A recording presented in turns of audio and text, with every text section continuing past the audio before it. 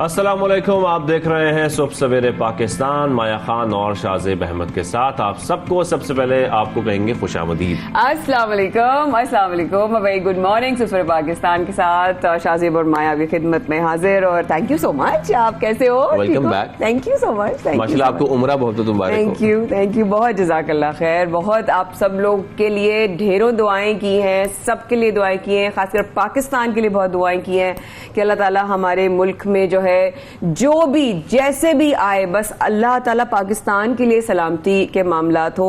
और बड़े खूबसूरत मनाजिर जो हैं वो देखने में मिले शाहजेब। सब लोग इतने याद आए वो मनाजिर जो लोगों के साथ हम देखते थे और कहते थे कि अल्लाह ताला हम कब देखेंगे ऐसे मंजर। बट डेफिनेटली वो मैं शेयर करूंगी। 9-10 मुहर्रम को आप काबा में जी 9-10 मुहर्रम को हम मक्का शरीफ में थे, हरम में थे, हम तवाफ कर रहे थे और वहां पर जो है अजान के टाइम में वहां पर लोग एक दूसरे को पानी और खजूर दे रहे थे क्योंकि रोजे भी थे काफी लोगों के।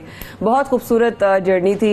मेरे पास शायद अल्फाज नहीं है। मैं अभी एयरपोर्ट से सीधी आ रही हूँ और भागती भागती अभी घर भी नहीं गई हूँ, लेकिन जिम्मेदारी है आप लोगों के साथ ये भी काम निपटाना है और इबादत भी करनी है। अल्लाह ने बड़ा बड़ा बड़ा मुझ गुनाहगार को जो है बुलाया अपने घर पर और सब लोगों के लिए दुआएं की हैं, सबके लिए ढेर सारी दुआएं की हैं। सो मुल्क की जो हालात चल रहे हैं, खास तौर पर कराची वालों के लिए दुआएं करने की बहुत मैं वाकई में सब लोग मुझे कह रहे थे बहुत दुआओं की जरूरत है। और उसकी वजह यह है कि मुल्क में मानसून का एक नया स्पेल का आगाज हुआ। कराची में बादल बरसने लगे एक बार फिर से और कहीं हल्की हुई, कहीं तेज बारिश हुई, लेकिन मुख्तलिफ इलाकों में सिर्फ थोड़ी सी बारिश के बाद चंद घंटों की बारिश हुई और उसके बाद हमने देखा कि मुख्तलिफ इलाके डूब गए कराची के, जिसमें शाह फैसल रिग रोड हमने देखा, स्टेडियम रोड, मलीर, सफूरा, लांडी, कुरंगी में अब्र करम बरसा और साथ ही बहुत सारी रोड जो है उस पर पानी भी जमा हो गया। माया अच्छा शाहजेब, जब कल तक की खबर थी, अच्छा परसों रात जो है मक्का शरीफ में और मदीना शरीफ में बिन मौसम की आंधी वाली बारिश हुई है, बाकायदा बिजली कड़की। वो वीडियोस वगैरह भी हैं, वो भी मैंने बनाई है, जाना मास्क के अंदर से रख के फोन रखकर मैंने पूरी वीडियोस बनाई है। बट जब हम ये सोच रहे थे कि मेरी वापसी की फ्लाइट है और हमें कराची वापस आना है कि तो एयरपोर्ट से मैं ऑफिस तक कैसे पहुंचूंगी, ये बड़ा डर था। लेकिन अभी जब मैंने देखा रास्ता क्लियर है, शाह फैसल तो खास तौर पर बिल्कुल क्लियर, इट्स ऑल क्लियर और रास्ता बड़े आराम से माशाल्लाह हम पहुंच भी गए। लेकिन इसके बावजूद बहुत सारे इलाके ऐसे हैं शाहजेब जहां पर पानी बहुत ज्यादा खड़ा बिल्कुल ऐसा है। और अभी तो खैर ये आगाज है, पिक्चर अभी बाकी है। उसकी वजह यह कि जवाद मेमन साहब ने हमें बताया था कि 11 तारीख से असल जो बारिशें उनका आगाज होना है, जो 13 तारीख तक चलेंगी, यानी कि फ्रॉम टुडे ऑनवर्ड्स। और बारिश बरसाने वाला जो सिलसिला है ये शहर के शिमाल मशरक में इस वक्त मौजूद है। 3 दिन समंदर में अजान होगा, माहीगीरों को एहतियात बरतने की हिदायत की गई है। साथ में बलोचिस्तान में मूसलाधार बारिशों की वार्निंग दे दी गई है और PDMA ने अर्बन फ्लडिंग का अलर्ट भी जारी किया। बलूचिस्तान के हवाले से हमने गुज़िश्ता रोज बात भी की थी कि वहां पर हालिया बारिशों की वजह से काफी नुकसान हुआ था और एक बार फिर वहां पर बारिशों की पेशगोई की गई है। तो हम उम्मीद करते हैं अल्लाह वहां पर खैरियत रखे और वहां पर जो हालात जिस तरीके के रहे हैं, रेस्क्यू ऑपरेशन तो तकरीबन मुकम्मल हो गया, लेकिन अगर एक बार फिर वहां पर बारिशों का आगाज हो गया और बारिशों का जो सिलसिला है वो चलता रहा तो काफी मुश्किलात पैदा हो सकती, काफी मुश्किलात पैदा होते हैं। Completely agree. और जिस तरीके से हम पहले भी कर रहे थे मेरे सफर करने से पहले कि जिस तरीके से बलूचिस्तान की सिचुएशन आ रही थी सामने नजर, और अगर ये वाली इस तरह आप अर्बन फ्लडिंग की बात करें शाहजेब, ये तो बाकी परेशान कौन बात है। लेकिन परेशान जो शहरी हैं वो सुनने में आया है कि बिजली की जो लोड शेडिंग है उसके भी हवाले से परेशानी बहुत हुई है। क्योंकि शहरों में 6 से 8 घंटे और देही इलाकों में 10-10 घंटे की लोड शेडिंग की जा रही है। यानी कि पिछले दिनों जो बारिश हुई थी उसमें बिजली नहीं गई और उसमें हम जो खुश हो रहे थे वो अब जो है जरा दुखी हो जाए, दुख में बदल गया है वो खुशी जो है। ऐसा बिजली का शॉर्टफॉल 6000 मेगावाट तक पहुंच गया है। कराची में लोड शेडिंग में भी इजाफा हो गया है। अब खैर कराची में वो इलाके जिनको मुस्तस्ना हासिल है वहां पर भी अब लोड शेडिंग की जा रही है और मुसलसल 2-2 घंटे की लोड शेडिंग की जा रही है। दिन में तकरीबन अगर 24 घंटे की बात करें तो तकरीबन आपकी 6 से 7 घंटे की लोड शेडिंग हो जाती है। 2 घंटे की जाती है, फिर शाम को 2 घंटे की जाती है, रात को 2 घंटे की जाती है। इस तरीके से 6 घंटे मुकम्मल किए जा रहे हैं 24 घंटे के अंदर। और फैसलाबाद में बिजली के जायद बिल आने पर शहरियों को हम देख रहे हैं कि उनका सब्र के पैमाना लबरेज हो गया। उन्होंने एहतजाज भी किया, सड़क ब्लॉक की, टायर जलाए और खासतौर पर यह मुतालबा किया जा रहा है कि एटलीस्ट हमें जो बिजली की फराहमी है उसको यकीनी बनाया जाए। नहीं तो जब पिछले दिनों जब बारिश हुई थी तो उसके बाद जो है ये चीज क्यों हो रही है दोबारा से कि जब पता है कि बारिशें आ रही हैं, ऐसा नहीं है कि नहीं पता बारिशें आ रही हैं, तो आर वी स्टिल नॉट, मतलब वही वाली बात है, घिसी पिटी वाली बात कि अभी तक हम शाहजेब प्रिपेयर्ड नहीं है इस हवाले से। बिल्कुल ऐसा ही है, और पीडीएम में खासतौर पर अलर्ट भी जारी कर रहा है कराची के लिए भी, सिंध के लिए भी और बलूचिस्तान के लिए भी। तो मेरे ख्याल में जब अलर्ट जारी किया जाता है तो उसका मकसद यही होता है कि ऑलरेडी इकदाम ऐसे उठा लिए जाएं कि आने वाली बारिश से कोई नुकसान ना पहुंचे। लेकिन फिर वही बात है कि जो कराची के मसाइल हैं, जो यहाँ पर प्रॉब्लम्स हैं, उसमें चाहे अलर्ट जारी कर दिया जाए, कुछ भी हो जाए, कोई फर्क नहीं पड़ता। बिल्कुल सही कह रहे हैं। अब पंजाब की ताजिर बरादरी को जो बड़ा रिलीफ मिल गया उसके हवाले से भी बात करते हैं। वज़ीर पंजाब ने सुबह भर में कारोबार के औकात की पाबंदी खत्म करने का ऐलान। बिल्कुल 9 बजे तक की पाबंदी आयद की गई थी। ये कहा गया था कि 9 बजे तमाम कारोबार बंद किए जाएं, और ये खबर हमने आप सब तक पहुंचाई थी। खासतौर पर पंजाब वाले इस खबर से वाकिफ हैं, लेकिन अब इस खबर की जो अपडेट है वो ये है कि जो पाबंदी है उसको खत्म करने का ऐलान किया गया, यानी कि कारोबारी मराकज है, मार्केट्स हैं, जितने भी बाजार हैं, दुकानें, वो इतवार को भी खुली रहेंगी और रात 9 बजे के बाद भी वो खोल। तो इसका मतलब है इसको डे टाइम बढ़ाना या पाबंदी हटाने का मतलब ये कि हम अपनी इकोनॉमी को जो है फोकस कर रहे हैं, ताकि पंजाब में इस चीज को, तो फिर पूरे पाकिस्तान में असल में पहले तो क्योंकि ये कहा जा रहा था एनर्जी सेव करने के लिए खासतौर पर कि हमें जो है वो कारोबारी मराकज बंद करने 9 बजे से पहले इस पे ताजिर बरादरी ने कुछ एहतजाज भी किया था। पहले हुकूमत की तरफ से 7 बजे 8 बजे का टाइम दिया जा रहा था, फिर ताजिर बरादरी ने कहा नहीं, हमें 9 बजे तक एटलीस्ट टाइम दिया जाए। लेकिन अब ये पाबंदी खत्म कर दी गई है। पंजाब में हर तरफ बिजनेस हो सकता है और वो रात देर तक हो सकता है। क्या बात है। लेकिन खैर मेरे ख्याल में बड़ा अच्छा स्टेप इसलिए लिया गया था क्योंकि एनर्जी क्राइसिस हम देख रहे हैं इस वक्त मुल्क में, और बिजली बचाने के लिए जरूरी था सब कुछ करना। मेरे ख्याल में जो लोग रात में निकलते हैं वो दिन में निकल के भी शॉपिंग कर सकते हैं। ये बहुत अच्छी बात है कि शॉपिंग कर सकते हैं, क्योंकि देखिए शॉपिंग तो करना बहुत जरूरी होता है, लेकिन ये भी देखना है हमें साथ साथ कि हमारी इकोनॉमी कहाँ जा रही है। और हमारे पाकिस्तान की इस वक्त फ्यूचर की बात अगर होती है तो पाकिस्तान की आजादी के 75 साल यानी कि डायमंड जुबली, पाकिस्तान की डायमंड जुबली मनाने की तैयारियां तेज हो गई हैं, और बाजारों में सजे स्टॉल्स पर भी रश बढ़ता जा रहा है। हर तरफ स्टॉल्स देख रहे हैं, आपने भी यकीनी तौर पर देखा होगा, हर तरफ स्टॉल सजना शुरू हो गए। मैं आई तो उस वक्त तो शुरू के, जब मैं गई तो शुरू लास्ट वीक लगना शुरू हो गए थे स्टॉल्स। अच्छा, मैं चली गई थी उस वक्त। अब मैं बहुत एक्साइटेड हूँ क्योंकि मैं ना वहां पर देख रही थी, जब भी कोई ग्रीन नजर आता ना मैं कहती थी ये 14 अगस्त को शाहजेब के साथ पहन लूंगी, ये 14 अगस्त को शाहजेब के साथ पहनूंगी, नजर पड़ती थी। बाकायदा परचम, बैजेस और इसके जो स्टॉल्स हैं वो सजना शुरू हो गए हैं। साथ में जो ये भी कहा जा रहा है कि जो गली कूचे हैं वो सब जिलाली परचमों सजाए जा रहे हैं, झंडियों सजाए जा रहे हैं, जो कि हम हमेशा करते हैं अपने मुल्क से जो है खास तौर पर एक मोहब्बत का इजहार करने के लिए। तमाम चीजें हम गली मोहल्लों में देखते हैं, लेकिन अगर बारिश होगी तो फिर ये तमाम झंडियां बह जाएंगी, जो हमेशा हम देखते हैं। हर साल यही होता है कि 14 अगस्त को बारिश होती है। हाँ, वो ये जो जज्बात होते हैं ना, ये हमें बहुत जो ना हमें बह जाते हैं हम इन जज्बात में, लेकिन प्लीज का ख्याल रखा करें कि जिन झंडों का, जिन झंडियों का, जिन चीजों का आप इस्तेमाल करते हैं इस 14 अगस्त के दिन, उनको बहुत संभाल के रखें। विल यू बिलीव शाहजेब के अभी तक मैंने कोई 5-6 साल पहले की जो मेरी झंडियां थी उनको मैंने संभाल के जो है एक दराज में रखा हुआ है। अच्छा, हर साल मैं निकालती हूँ। और बारिश में भीगी नहीं वो बारिश का हो रही थी 14 अगस्त वाले दिन। अभी मुझे लगता है इस बार तो भीगी जाएगी, मुझे लगता है, लेकिन वो मैं संभाल के रखी नहीं हूँ। मैं फौरन निकाल के जो है ना वो अंदर रख देती हूँ। अब खैर अब कुछ सियासी मामलों का जिक्र करेंगे। सुबनामा में आपने बहुत सारी खबरें जान ली हैं, यानी कि टॉप स्टोरीज जान ली हैं। प्रोग्राम के आगाज में सबसे पहले कुछ सियासी बातें करेंगे। उसकी वजह यह कि मुल्क में सियासी मामलात कुछ बहुत बिगड़ते जा रहे हैं, बहुत कुछ सामने आ रहा है, कुछ गिरफ्तारियां भी हो रही हैं, गिरफ्तारियों के इशारे भी दिए जा रहे हैं। क्या हो रहा है भाई, बताएं तो बिल्कुल, बगावत पर रुखसाना के मुकदमे में शहबाज गिल साहब को 2 रोजा रिमांड पर पुलिस के हवाले कर दिया गया है। इसके साथ साथ इस्लामाबाद की मुकामी अदालत ने रहनुमा पीटीआई शहबाज गिल को पेश करने का हुक्म भी दिया है। इसके साथ साथ इमरान खान साहब को भी हमने देखा कि उन्होंने गुफ्तगू की है, और उस गुफ्तगू में ये कहा है कि पीटीआई तोड़ने में मेरी नाअहली का मंसूबा बन चुका है। नवाज शरीफ को दोबारा लाने की गेम हो रही है, जबकि ममनुआ फंडिंग केस और तोशाखाना केस पर उन्हें नाअहल करने की कोशिश की जा रही है। एक साजिश की जा रही है कि उनको नाअहल किया जाए और इस तरीके से नवाज शरीफ साहब को वतन वापस लाया जाए। लेकिन ये पूरा मामला क्या है, ये आज हम जानना चाह रहे हैं। वाह, यानी कि इतना कुछ हो गया है, और मैं बिल्कुल चंद दिनों में इतना कुछ हो गया है कि सीरियसली मतलब ये तो बड़ी फिक्र करने वाली बात है। कुछ चीजें तो मुझे शाहजेब बता रहे थे बारिश के हवाले से, कहाँ कहाँ कैसा पानी खड़ा हुआ है, लेकिन पॉलिटिकल सिनेरियो इस तरह होगा। खैर, any how let's have a chat with, इस हवाले से मज़ीद मामलात करने के लिए हमें ज्वाइन किया है तज्जियाकार रज़ा रूमी साहब ने। अस्सलाम वालेकुम रज़ा, शुक्रिया प्रोग्राम में आपने आने के लिए वक्त निकाला। इमरान खान साहब ने संगीन इल्जामात लगाए, शाहजेब ने अभी आप बताया भी, जैसे कि क्या वाकई पीटीआई जो है वो तोड़ने का कोई मंसूबा बन चुका है? ऐसी कोई कॉन्स्पिरेसी हो रही है आपके नजर में, अकॉर्डिंग टू यू? जी शुक्रिया सबसे पहले इनवाइट करने के लिए।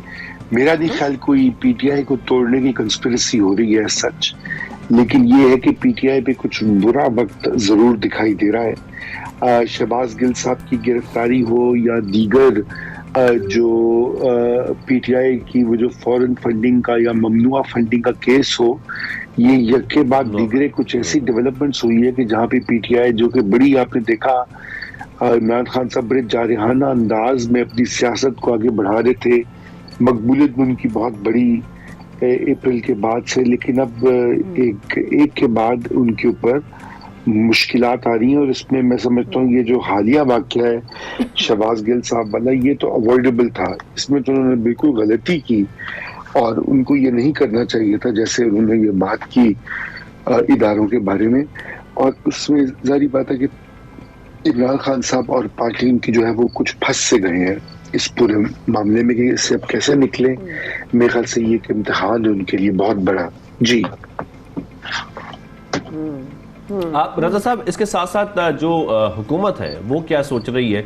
क्या आप समझते हैं कि ममनुआ फंडिंग केस हो या तोशाखाना केस हो, ये वाकई साबिक वज़ीर आज़म की नाअहली करा सकते हैं? ये दोनों केसेस, ऐसी कुछ सूरत-ए-हाल बन सकती है और फिर नवाज शरीफ साहब वापस भी आ सकते हैं? जी, पहली तो ये बात है कि देखें, जहां तक तो नाअहली का ताल्लुक है तो आपने देखा है कि नवाज शरीफ जो थे साबिक वज़ीर आज़म, उनकी नाअहली तो इससे भी कहीं ज्यादा मामूली बात के ऊपर सुप्रीम कोर्ट ने उनको ताहयात नाअहल कर दिया। तो ये जो तोशाखाना वाला मामला है और ममनुआ फंडिंग वाला जो मामला है, जी ये तो मेरे ख्याल से काफी सीरियस साबित हो सकते हैं इमरान खान साहब के लिए। अब देखना ये कि एक तो ये कि अदालतें क्या करती हैं इसके ऊपर और वो किस अंदाज से इस पूरे मामले को देखती हैं, हैंडल करती हैं। और बिल्कुल नवाज शरीफ साहब देखिए वो तो आएंगे वापस, क्योंकि उनकी पार्टी भी मुश्किलात का शिकार रही। आपने देखा बाय इलेक्शंस में कैसे पीएमएलएन को वो पजीराई और वो मकबूलियत नहीं इस वक्त हासिल जो पहले एक जमाने में हुआ करती थी। तो उस वजह से भी नवाज शरीफ को आना पड़ेगा और यही खबरें हैं कि वो इलेक्शन के पहले उनका ख्याल था आने का, लेकिन अब यूं लगता है कि वो शायद पहले ही आ जाए। जी, यानी कि इमरान खान साहब का ये कहना है कि नवाज शरीफ को दोबारा लाने की गेम हो रही है, ये इसमें लग रहा है उनको कि अब ये होने वाला है, नवाज शरीफ साहब की हो सकता है कि वापसी हो जाए अब।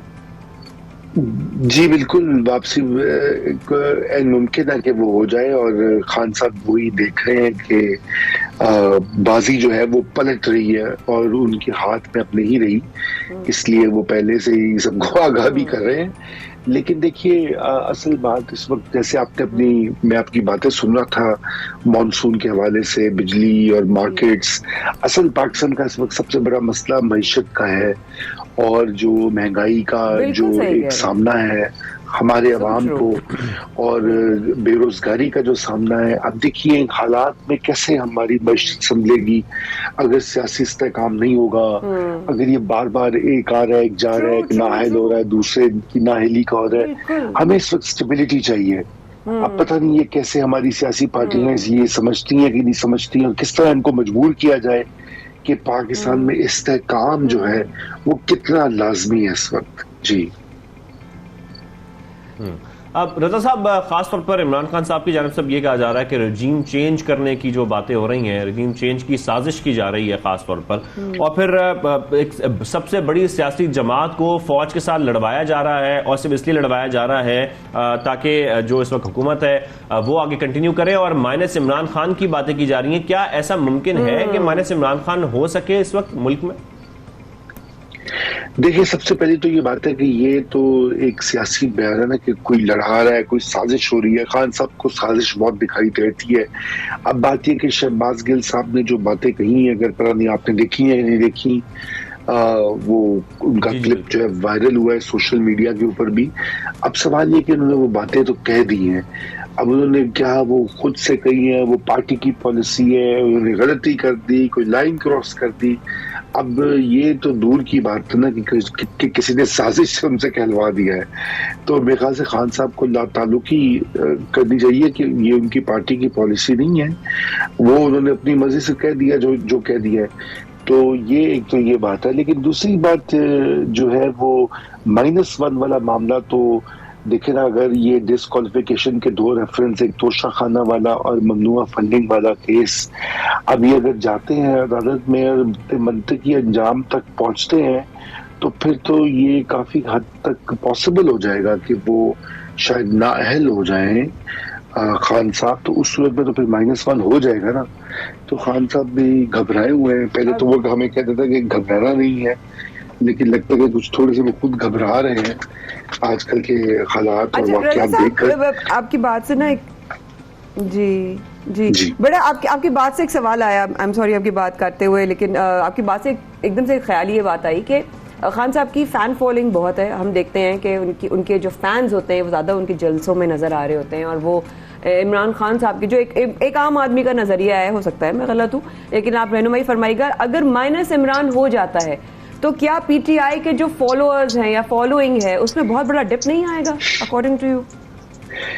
जी देखिए, बिल्कुल डिप खान साहब की जो फैंस हैं वो तो रहेंगे ना। उनके पहले भी फैंस थे क्रिकेट के हवाले से, शौकत खानम, उनकी शख्सियत, तो वो उनकी फैन बेस रहेगी। हाँ, अलबत्ता वो उस तरह से अगर वो -1 होते हैं तो पीटीआई जो है वो इतनी मुनज़्ज़म पार्टी नहीं है, वो ज्यादातर 1 मैन शो ही है, नहीं रहेगी। यानी कि पूरी की पूरी पार्टी जो है वो उन्हीं के गिर्द, खान साहब के गिर्द घूमती है। उनकी पूरी सियासत, उनकी पार्टी, उनकी जब हुकूमत में भी आए थे तो अब इन हालात में मुश्किल तो बन सकती है कि जैसे आप सही कह रही हैं कि वो वाली बात नहीं रहेगी जो पहले हमने देखी है। तो ये वाकई एक बहुत बड़ा टेस्ट है खान साहब के लिए, और तो यही कहते हैं कि वो हो जो मुल्क के लिए बेहतर हो, जैसे आप कह रही थी।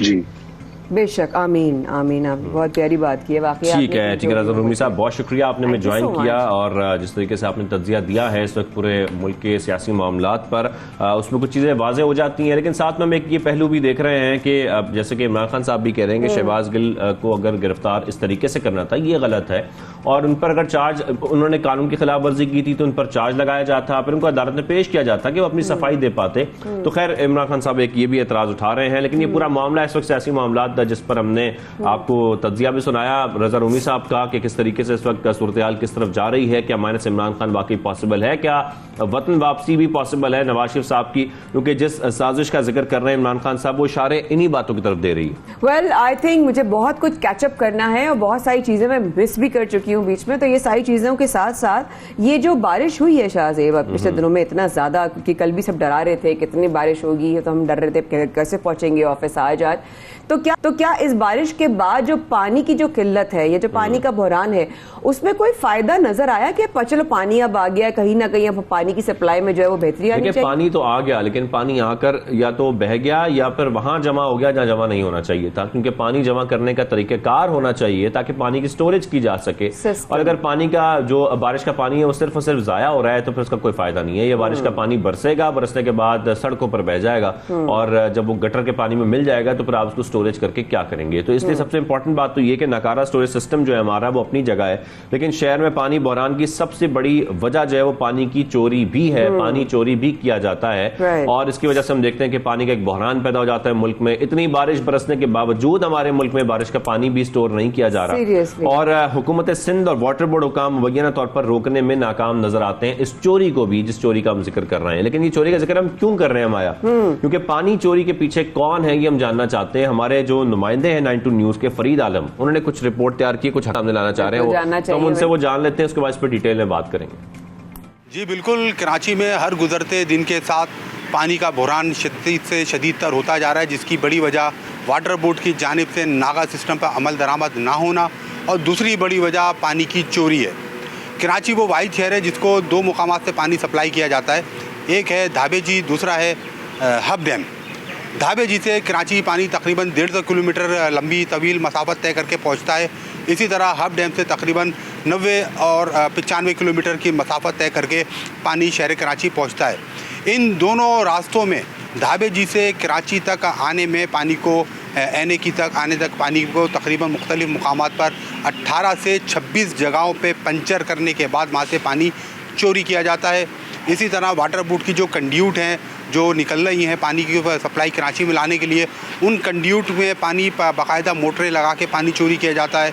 इसी तरह हब डैम से नॉर्थ कराची तक पानी का जो रास्ता है 90 किलोमीटर का, 95 किलोमीटर का, इसमें से तकरीबन 17 मुकामात हैं जहाँ पर पानी चोरी किया जा रहा है। इस पानी की चोरी को रोकने के लिए वाटर बोर्ड की जानिब से आज तक कोई ऐसे मौसर इक़दाम नहीं किए गए। कराची की शहरियों की जानिब से शदीद मुतालबा किया जा रहा है, कराची की जो समाजी तंजीमें उनकी जानिब से मुतालबा किया जा रहा है, कराची के जो अपोजिशन जमातें उनकी जानिब से पानी चोरी रोकने के लिए मुतालबा किया जा रहा है। लेकिन हुकूमत की जानिब से, वाटर बोर्ड हुकाम की जानिब से पानी चोरी रोकने के लिए ताहाल कोई भी मौसर कदम नहीं उठाया गया है। कराची की आवाम हुकूमत सिंध से मुतालबा कर रहे हैं कि उनको घरों में पानी फराहम किया जाए, लेकिन हुकूमत सिंध और वफाक की जानिब से जो है कराची के इस संगीन मसले के हल के लिए ताहाल किसी किस्म के इक़दाम नहीं किए गए। और अगर हुकूमत सिंध और वफाक की जानिब से कराची में पानी के मसले और पानी की चोरी को इसी तरह नज़रअंदाज किया जाता रहा तो आने वाले वक्त में कराची में पानी को लेकर एक बड़े फसाद का भी ख़तरा है। जी फरीद आलम, थैंक यू वेरी मच, बहुत शुक्रिया। और बड़े आपने जो मेरे ख्याल में हक़ाइक़ आप सामने लेकर आए हैं ये बड़े अफसोसनाक हैं कि जैसा कि आप बता रहे हैं हब डैम से कराची तक जो पानी आ रहा है उसमें 17 मकामात से पानी चोरी किया जा रहा है। और ये बात किसी के इल्म में है या नहीं है, सिंध हुकूमत के इल्म में है या नहीं है, पहले तो यही बात अफसोसनाक है अगर उनके इल्म में नहीं है। और अगर उनके इल्म में है और वाटर बोर्ड के इल्म में भी है और इस पर कोई एक्शन नहीं लिया जा रहा है तो कितनी अफसोसनाक बात है कि कराची वाले पानी को तरस रहे हैं, बूंद बूंद को तरस रहे हैं, यहाँ पर इस्तेमाल करने का पानी नहीं है और उसके बावजूद पानी चोरी हो रहा है, धड़ल्ले से चोरी हो रहा है। बिल्कुल वही वाली बात कि हमारा ही पानी हमें ही बेचा जा रहा है।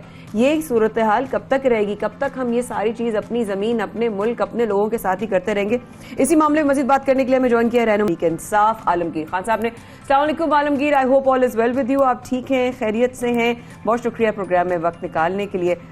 शहर बूंद बूंद को तरस रहा है, बूंदें और बारिशें और पानी अल्लाह पाक जो है वो करम कर रहा है, बरसा रहा है, बराने रहमत हो रही है, लेकिन जो जहमत हो रही है वो शहरियों को हो रही है। जिम्मेदारों को किसी की जो है वो सरपरस्ती हासिल है भी या नहीं? जी आलमगीर साहब।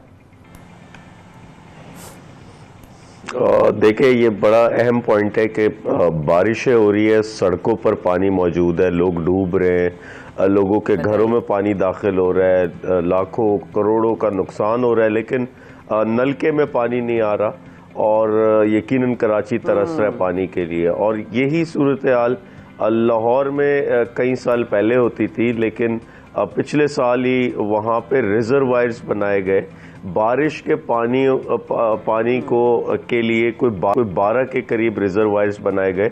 उस पानी को स्टोर किया जाता और रिसाइकिल किया जाता और वो ज़ेरे इस्तेमाल लाया जाता जो बारिश का पानी होता। यही चीज़ कराची में की जा सकती है अगर विल हो। और ये बात बिल्कुल ठीक है कि हमारा ही पानी हमें बेचा जा रहा है। एक तो कराची को जो एडिशनल 250 मिलियन गैलन पानी मिलना था करली झील से, जो प्रोजेक्ट है K4 का मंसूबा, वो 2016 से ताख़ीर का उस पर काम शुरू था, लेकिन उसका बेसिक डिज़ाइन गलत था। उसका बेसिक डिज़ाइन को ठीक किया गया।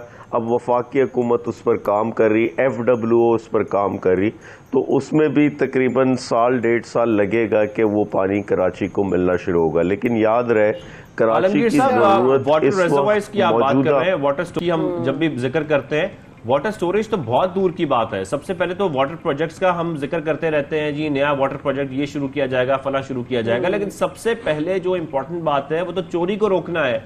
हब डैम से अभी हमारे नुमाइंदे में बता रहे हैं कि 17 मकामात से हब डैम का पानी जो कराची तक पहुंच रहा होता है उसको चोरी किया जाता है। जब तक ये चोरी नहीं खत्म की जाएगी उस वक्त तक अगर आप नए प्रोजेक्ट शुरू कर भी लें तो कोई फायदा नहीं है। देखें सबसे अहम चीज़ ये बिल्कुल जो आपने पॉइंट रेज किया कि एक तो चोरी है, इल्लीगल हाइड्रेंट्स बने हुए जो पानी बेच रहे हैं और इंतज़ामिया की सरपरस्ती में ये काम हो रहा है, सबको रिश्वतें जाती हैं। मेरे हलके में एक यूनियन काउंसिल के अंदर 11 इल्लीगल हाइड्रेंट्स मैंने बंद कराए और पुलिस इन्वॉल्व थी, पुलिस पैसा खा रही थी उधर, और वाटर बोर्ड के इल्म में था ये, लेकिन वो बंद नहीं कराते। दूसरी चीज़ ये इसके साथ जो सबसे अहम कि लीकेजेस है, जो पानी की सप्लाई लाइन है उसमें लीकेजेस है, जगह जगह वो लाइन या तो फटी हुई है, जगह जगह वो लाइन कहीं से छन्नी हुई है, और वो पानी बह रहा होता सड़कों पर, जिसकी वजह से सड़कें भी तबाह हो जाती। और जब आप वाटर बोर्ड को कंप्लेन करते हैं, वो कहते हैं हमारे पास इतने फंड्स ही नहीं है। कई जगह की गई है जान के, क्योंकि वो उसमें कनेक्शन करते हैं इलीगल पानी बेचने के लिए, और कई जगह वो लाइन खस्ता हो गई है क्योंकि रिपेयर तो ये करते नहीं, सालों साल मेंटेनेंस नहीं होती लाइनों की, और उसकी वजह से लीकेजेस हो जाती। और जब आप इनसे कंप्लेन करते हैं, मैं एमएनए होते हुए मैं जब कंप्लेन करता तो वो कहते हैं कि हमारे पास फंड्स ही नहीं है मेंटेनेंस के, हम नहीं रिपेयर कर सकते, हमें सड़क खोदनी पड़ेगी, एक्सकेवेशन करनी पड़ेगी, पूरी लाइन बिछानी पड़ेगी। तो फिर आगमी साहब ये बताएं ना कि इसका हल क्या और कब तक हो सकता है, अगर करने वाली बात है ना, अगर हम चले उस पर बात आते हैं रियलिटी चेक पर, कि अगर हमें इसका हल निकालना हो तो इसका हल क्या है और कितनी जल्दी इसका हल निकल सकता है? देखिए, इसका हल सिंपली वजीर बल्दियात सिंध नासिर हुसैन शाह, उनके नीचे ये इदारे, उनका ये जिम्मा है, Karachi water and sewerage board. और सबसे अहम चीज़ ये है कि जगह जगह लाइंस रिप्लेस होनी है, जो सप्लाई लाइंस है, और पंपिंग स्टेशंस को बेहतर करना है। ये बाबा आदम के ज़माने के पंपिंग स्टेशंस हैं शहर में, जो इस वक्त खस्ता हाल है, और पानी की जो सप्लाई है वो उसकी वजह से आज उसकी कैपेसिटी नहीं है इस आबादी को केटर कर सके। अच्छा, फिर सबसे मज़े की बात यह, पंपिंग स्टेशंस पे बिजली चली जाती है यहाँ, कभी बारिशों में पंपिंग स्टेशन के अंदर पानी खड़ा हो जाता है, के इलेक्ट्रिक इनको बिजली देना बंद कर देता है, और शहरी सफ़र कर रहे होते हैं। ये एक नया आजकल ये एक नया माजरा कराची वाले फेस कर रहे हैं कि बिजली ना होने की वजह से पानी भी नहीं मिल रहा अब, और बारिश का पानी पंपिंग स्टेशन में खड़ा है इसलिए बिजली बंद कर दी। तो लिहाजा ये सारी चीज़ें ये पीपल्स पार्टी का जिम्मा है, जो इस शहर में पानी देने में, बल्कि पानी चोरी करने में मुलव्वस पार्टी का है। तो फिर हम माजी में ये बात करते रहे कि अभी हम जानते हैं कि कुछ ही दिनों में की बात है, फिर बल्दियाती इंतखाबात भी होने वाले हैं। तकरीबन कराची के सब लोगों ने उम्मीदें लगाई हुई है इस वक्त मेयर कराची से कि मेयर कराची बड़े काम करा सकते हैं।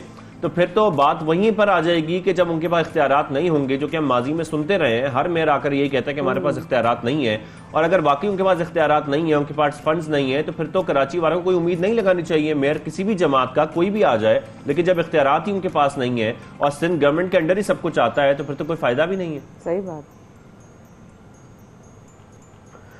हकीकतन मेयर कराची आज इंतखाबात 28 जुलाई को है, उसके बाद आ जाए, कोई इदारा नहीं उसके पास, ना वो पानी का मसला हल कर सकता है, ना सीवरेज का कर सकता है, ना कचरा उठाने का इख्तियार है उसके पास, ना नाले की सफाई का इख्तियार है उसके पास, 2 करोड़ से ऊपर का टेंडर नहीं कर सकता, यानी 2 करोड़ से ऊपर की कोई सड़क नहीं बना सकता शहर में, कोई स्कूल नहीं उसके पास, कोई डिस्पेंसरी हॉस्पिटल नहीं उसके पास। तो ये तो फैक्ट है, क्योंकि पुराने कानून जो बल्दियाती कानून, घिसा पिटा कानून था, उसी पे इलेक्शंस कराने जा रहे हैं। तो ये जो मेयर आएगा वो रोएगा, वो इख्तियारात का रोना रोएगा, और शहरी सफर करेंगे। ये फैक्ट है, ये फैक्ट है। टारगेट वो इख्तियार सिंध हुकूमत के पास है।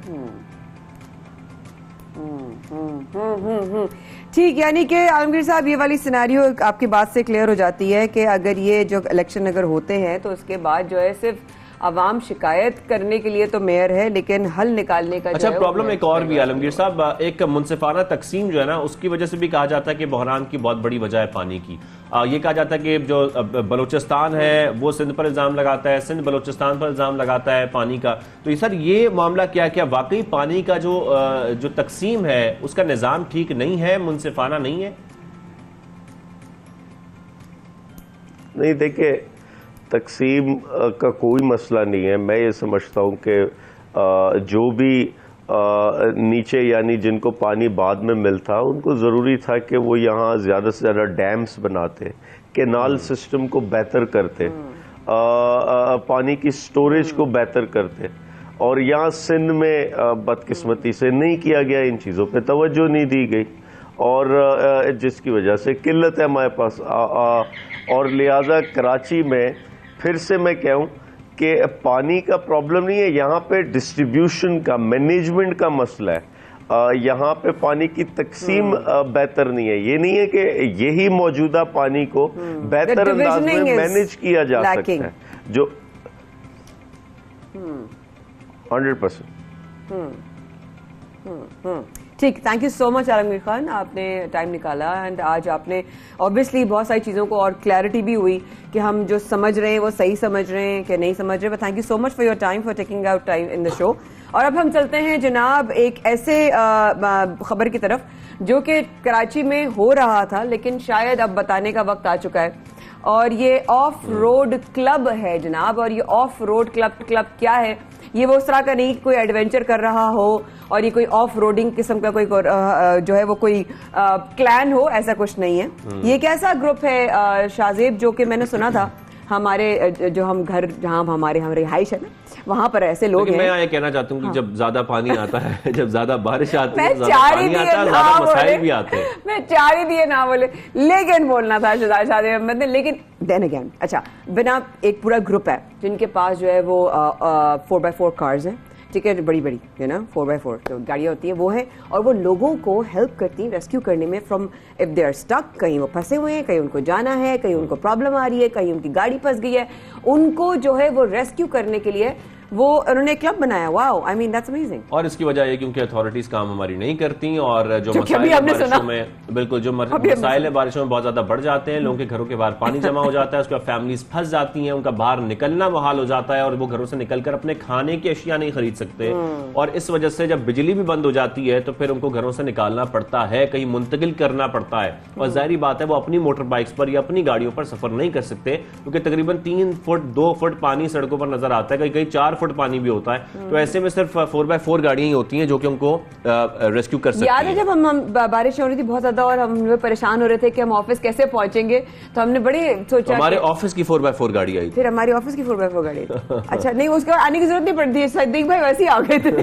बस देखिए ये जिस तरह लोगों के लिए अच्छा काम कर रहे हैं बहुत सारे लोग, मैं सुना तो था, शाहरुख भाई ने और अभी शाहजेब ने मुझे बताया कि अच्छा बाकायदा एक पूरा ग्रुप है जो इस तरह काम कर रहा है, कमेंडेबल है। मुलाकात करते हैं, बिल्कुल मुलाकात करते हैं। हमारे साथ मौजूद हैं सैफुल्लाह नियाजी साहब मौजूद है स्टूडियो में, उनसे मुलाकात भी करते हैं, बात भी करते हैं और जानने की कोशिश करते हैं किस तरीके से ये ऑफ रोड क्लब जो है वो काम कर रहा है। अस्सलाम वालेकुम, कैसे हैं आप?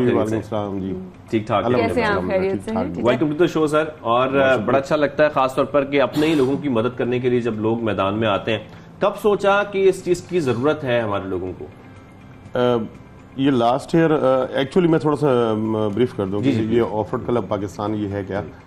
ये एक तरह से एक हमने एक स्टार्ट लिया कि पाकिस्तान टूरिज्म के हवाले से हमने पाकिस्तान को थोड़ा सा प्रमोट करना चाहिए। ऐसे एरियाज जहाँ कार्स वगैरह नहीं जा सकती, अभी तक दुनिया की नज़रों में अभी वो नहीं है, तो वहाँ 4x4 गाड़ी जा सकती है। तो हमने इस मकसद के लिए इसका स्टार्ट लिया 3-4 गाड़ियों से, फिर बढ़ता बढ़ता अभी 200+ गाड़ियां हैं इसमें। तो उसके बाद लास्ट ईयर भी कुछ जिस तरह की सिचुएशन हुई, जिस तरह बारिशों में कराची में जो सूरत हाल हुई थी, तो फिर हमने लास्ट ईयर भी ये प्लान किया था और हमने काफ़ी सारे इस तरह की एक्टिविटीज़ हमने की, लोगों की मदद की जो स्टक हो गए थे या जिनकी फैमिली गाड़ी ख़राब हो गई रास्ते में, तो हमने इनको टो करके इनकी मैकेनिक के पास पहुंचा दिया या घर पे या जहाँ भी उनकी रिक्वायरमेंट होती थी। तो इस दफा फिर हमने ये प्लान किया कि जब फिर बारिशें हो रही हैं ये होगा तो फिर हम पहले से बेहतर तरीके से। सर मैं बहुत सारी बातें जानना चाहूंगी, लेकिन आपके एक और भी साथी एडवोकेट सईद नवीद वास्ती साहब भी हमारे साथ मौजूद हैं इस वक्त हमारे साथ ऑनलाइन। और अस्सलाम वालेकुम जी, बहुत शुक्रिया सईद नवीद वास्ती साहब, आपने हमें ज्वाइन किया। बड़ा अच्छा काम कर रहे हैं आप लोग, जिस तरीके से बताया सैफ भाई ने भी कि शुरू तो आप लोगों टूरिज्म के हवाले से किया था, बट नाउ आप लोग लोगों की मदद करने के लिए इस तरह शहर में, और अब जिस तरह स्पेल मैं सुन रही हूँ, अभी शाहजेब ने भी मुझे बताया because I just landed to Pakistan, कि अब जो स्पेल आ रहा है वो बहुत ज्यादा जो है वो हेवियर होगा और ज्यादा डेंजरस भी हो सकता है। जवाब मेमन ने ये कहा है जवाब मेमन ने ये कहा है, और नहीं ऑनेस्टली गूगल भी बताया था, मैं डर रही थी, बट 97% तक जो है वो सैटरडे तक जा रहा है। तो भी आप लोगों ने किस तरह प्लान किया है, किस तरीके से आप जो है लोगों की मदद करेंगे? जी वालेकुम अस्सलाम, first of all thank you very much for inviting me. और हमारा पूरा एक सिस्टम है, जिस तरह अभी सैफ भाई ने कहा कि हम लोग पहले टूरिज्म से स्टार्ट हुआ था, अभी मैं आपको आगे ही बताऊंगा कि हमने आगे भी और क्या क्या कर रहे हैं।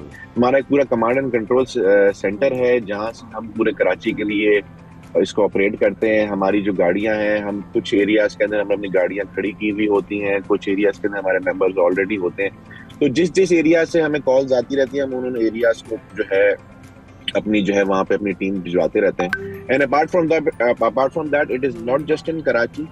हम अभी रिसेंटली 3 दफा होकर आ चुके हैं बलूचिस्तान, उथल तक गए हैं, ठीक है। और हमने अपनी मदद आपके तहत ऑलमोस्ट कोई 3 से 4 मिलियन का राशन भी बांटा है लोगों के अंदर, ठीक है। और वहां पे बहुत ज्यादा लोग स्ट्रैंडेड हैं, बहुत बुरे हालात हैं बलूचिस्तान के अंदर। इवन हमारी गाड़ियों इतना वहां बुरे हाल के, मैं आपको बताऊं कि हमारी गाड़ियां भी इवन वहां जाके स्टक हो जाती थी और हम 2-2, 3-3 घंटे तक अपनी गाड़ियां जो है वो निकालते रहते थे, क्योंकि वो राशन से पूरी लोडेड होती थी। तो वो वहां पे जो है वो वहां की जो मड ऐसी थी कि जब गाड़ी हमारी वहां जाती थी तो वो, क्योंकि वेट बहुत ज्यादा होता था, तो वो वहां पे बैठ जाती थी गाड़ी। तो हमें बहुत मुश्किलात का सामना, लेकिन ट्रस्ट मी, ये काम करके दिल को जो खुशी मिलती है ना, इस खुशी को मैं बयान नहीं कर सकता, ठीक है। हम अपने काम कारोबार छोड़ के बिल्कुल जाते हैं। मैं बाय प्रोफेशन एक वकील हूँ, ठीक है, और मैं बहुत एक टॉप लीडिंग कंपनी के अंदर हैदर विलियन पार्टनर्स के अंदर वकील हूँ। और फिर भी मैं वहां पे भी सर्विस प्रोवाइड करते हैं, हम यहाँ पे भी कर रहे हैं। लेकिन मैं आपको बता रहा हूँ कि जो खुशी मिलती है ना हमें, इसका कोई जवाब नहीं है। और थोड़ा सा एक चीज को मैं क्रेडिट भी देना चाहूंगा यहाँ पे, कि वो क्रेडिट देना चाहूंगा सिंध गवर्नमेंट को। उसकी वजह यह है कि हम हर चीज को जो है ना गवर्नमेंट के ऊपर ब्लेम करते थे। अभी मैं जिस तरह आप सुन रहा था, अभी आप लोगों की बात हो रही थी पानी के हवाले से, तो हम हर चीज को कह रहे थे कि इदारे ये नहीं करते, इदारे वो नहीं करते। देखें, इदारे अपना काम जहां तक कर रहे हैं, मैं अगर पिछले 2 सालों से देखूं तो बहुत अच्छा काम करते हुए नजर आ रहे हैं। अगर आप मेन चाराएं देखें तो वहां पे पानी नहीं इकट्ठा होता, ठीक है। अगर आप पूरी दुनिया में चले जाए तो बारिश हो रही होती है ना तो पानी इकट्ठा होता है।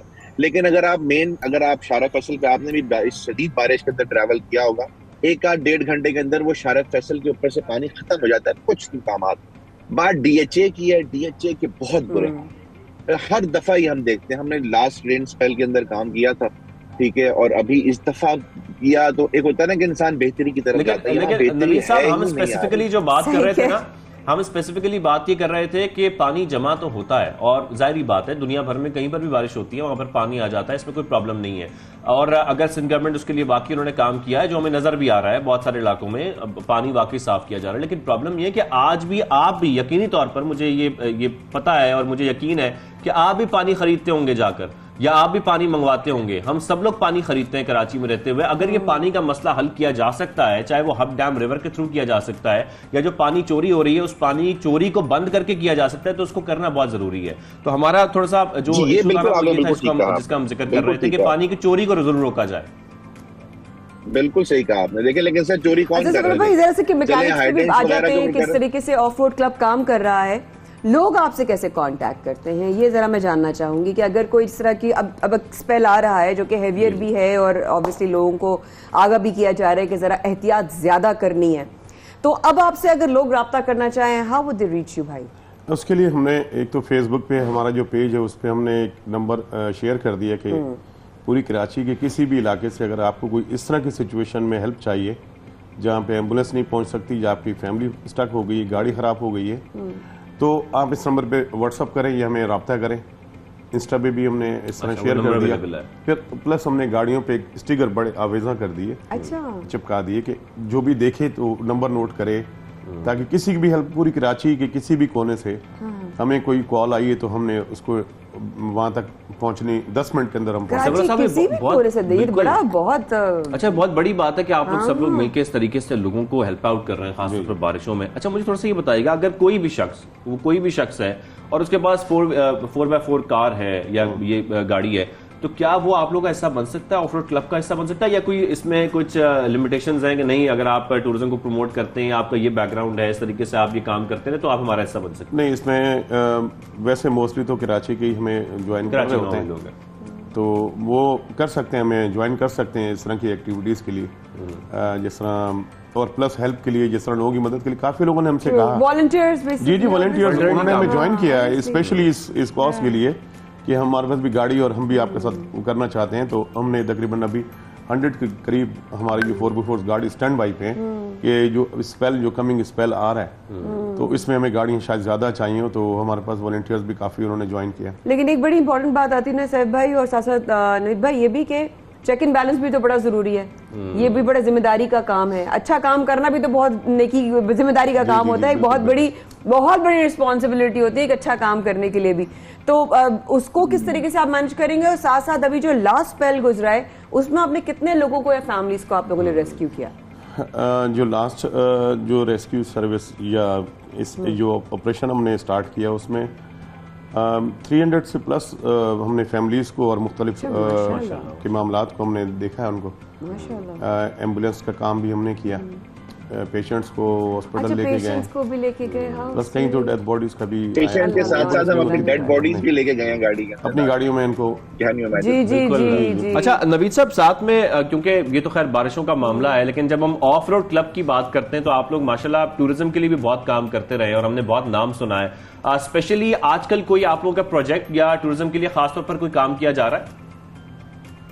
सर बेसिकली हम बलूचिस्तान को सबसे ज्यादा एक्सप्लोर करने की कोशिश करते हैं, क्योंकि आपको पता है कि हमारे यहाँ थोड़ा सा बलूचिस्तान का जो व्यू है वो इतना ज्यादा अच्छा नहीं दिया जाता कि वहाँ के हालात वगैरह ठीक नहीं।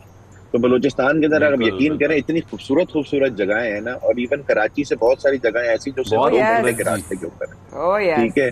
तो अभी हमारा जो है रिसेंटली अभी हमने कोशिश की थी डाम जाने की, हम लोग वहाँ पहले भी जा चुके हैं, वहाँ पे हम राशन डिस्ट्रीब्यूट करने के लिए जा रहे थे, बट अनफॉर्चुनेटली वहाँ पे रोड पूरी टूट गई है और सैलाब बिल्कुल आया हुआ था, हम पहुंच ही नहीं पा रहे थे वहाँ पे कि किसी तरीके से हम चले जाए, लेकिन नहीं जा पाए। फिर उसके बाद हम वहाँ से फिर हमने डाइवर्ट किया अपने आप को सांड की तरफ, वहाँ जाके हमने राशन भी डिस्ट्रीब्यूट किया। हम बलूचिस्तान की बहुत सारी खूबसूरत जगह है जनाब, और जहाँ पे जाके जो है ना हम उसको उन जगहों को प्रमोट करते हैं और अपने पाकिस्तान की खूबसूरत साथ साथ मैं नवीद भाई से, सैफ भाई आपसे भी पूछना चाहूंगी कि ये काम वाकई जैसे कि मैंने कहा, मैं आपको दोहराना चाहूंगी कि काम आसान नहीं, जिस तरह भी बताया नवीद भाई ने भी कि कितना मुश्किल था और आप नहीं जा सके थे। सबसे अब तक का सो फार सबसे ज्यादा मुश्किल ऑपरेशन कौन सा था? कोई रेस्क्यू, कोई फैमिली, कोई इंसिडेंट, या अल्लाह माफ करे मुझे कोई डेथ, किसी मतलब सबसे ज्यादा डिफिकल्ट कौन सा था? कि अभी जो बारिशें जैसे स्टार्ट हुई, ईद का सेकंड डे था, तो हमने फर्स्ट डे तो ईद की कुर्बानी वगैरह में, तो सेकंड डे में ये हुआ कि हमें कंटिन्यू कॉल्स आना शुरू हो गई। तो फिर ग्रुप में हमने रब्ता किया कि यार कॉल्स ज़्यादा आ रही हैं, तो अब हमें एक्टिव होना पड़ेगा, लोगों की मदद के लिए निकलना पड़ेगा। सही बात। तो फिर हमने स्टार्ट लिया। तो पहला जो हम एक फैमिली थी, उनको वो अकेली खातून थी, अच्छा, और उनके पास लाइट भी नहीं थी उनके घर पे, और वहाँ इतना पानी था कि वहाँ गाड़ी क्या कोई भी हमारी गाड़ी भी नहीं जा सकती, बड़ी मुश्किल से हम गए। तकरीबन 3 फुट से ऊपर पानी होगा, मतलब हमारी गाड़ियों के अंदर भी थोड़ा थोड़ा पानी आ रहा था, और गाड़ियां बंद हो रही थी हमारी जब उनको लेने गए। फिर वो लोकेशन गूगल्स पे हम सर्च करते तो बाज़ औक़ात वो कन्फ्यूजन ऐसी हो जाती थी कि वो हमें ट्रेस नहीं हो रही थी लोकेशन। तो फिर हम उनको जब लेने गए तो उनकी जो फीलिंग थी, वो एक तो खातून चल नहीं पा रही थी, वो ज़ईफ़ थी। तो फिर हमने उनको क्या कहते हैं, हमने साथ लेके गाड़ी में बिठाया, फिर उनको हमने करीब उनके रिलेटिव थे उनके घर पे हमने छोड़ा। तो वो उनकी एक खुशी जो थी कि वो कह रही थी, मुझे यकीन नहीं आ रहा कि मैं इस वक्त पानी से निकल के और मैं एक प्लेन जगह पे, बड़ी खुशी हुई हमें कि ऐसे लोगों की हमने मदद की। तो इस तरह के बहुत सारे ऐसे मामलात हुए कि कोई एक खातून थी, उनकी टांग फ्रैक्चर हो गई, तो फिर एम्बुलेंस तो नहीं आ सकती थी, फिर हमें उन्होंने कॉल की, फिर हम उनको हॉस्पिटल लेके गए, वहाँ पहुँचाया। इस तरह डायलिसिस के पेशेंट्स होते हैं, तो उनकी ये होता है कि टाइमिंग पहले से सेटल होती है हॉस्पिटल में, तो हमें पहले से कहते हैं कि कल हमने इतने बजे जाना है तो हमें गाड़ी चाहिए होगी। तो इस तरह की भी हमने उनको।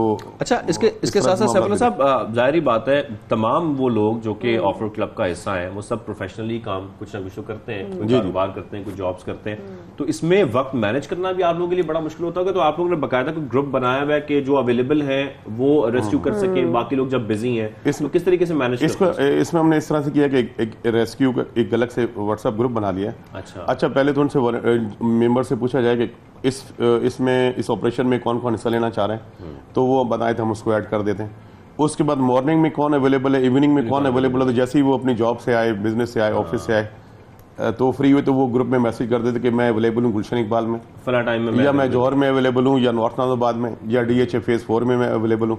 तो जैसे ही हमें कोई कॉल्स आती थी, कॉल्स पे नंबर मेरा ही है, और उस पर जैसे मुझे कॉल आती मैं फॉरवर्ड कर देता जो भी अवेलेबल गुलशन में या नॉर्थ में या डिफेंस में फेज वाइज, किसी को राशन पहुंचाना है घर पे कुछ सामान नहीं, किसी को मेडिसिन, तो मेडिसिन में लिख के दे देते थे, हम उनको पहुंचा देते थे। ओह माशाल्लाह। तो पेट्रोल वगैरह जैसे जनरेटर का इशू, जनरेटर लाइट तो 2-3 दिन नहीं थी, लाइट का बड़ा प्रॉब्लम रहा, तो वो भी हमने पहुंचाया। सर मुझे लग रहा है आगे जो बारिश आने वाली है ना, हम भी आपको फोन करने वाले हैं कि शाजिब को और मुझे जरा ऑफिस पहुंचा दें। आप लोग बेहतरीन काम कर रहे हैं माशाल्लाह। नवीद वासी साहब, सैफुल्लाह नैस साहब, आप दोनों का बेहद शुक्रिया, आप लोगों ने हमें प्रोग्राम में ज्वाइन किया। बड़ा अच्छा लगा कि हमारे मुल्क में आज ही बहुत सारे लोग आया जो कि लोगों के लिए, इंसानियत के लिए खिदमत कर रहे हैं। एंड जबरदस्त जी, ऑफ रोड क्लब के लिए ढेरों दुआएं। Sir I am so sorry, आपकी बात काटनी पड़ेगी, वक्त की बड़ी किल्लत है, लेकिन सीरियसली हम दोनों बहुत अप्रिशिएट करते हैं जो आप लोग काम कर रहे हैं। अल्लाह ताला आप लोगों के लिए और मदद आप लोगों की और आसानी हो आप लोगों के इस नेक काम में। इस वक्फे के बाद रहिएगा हमारे साथ। सबसे बड़े पाकिस्तान में शाजिब और माया कर रहे हैं आपका इंतजार।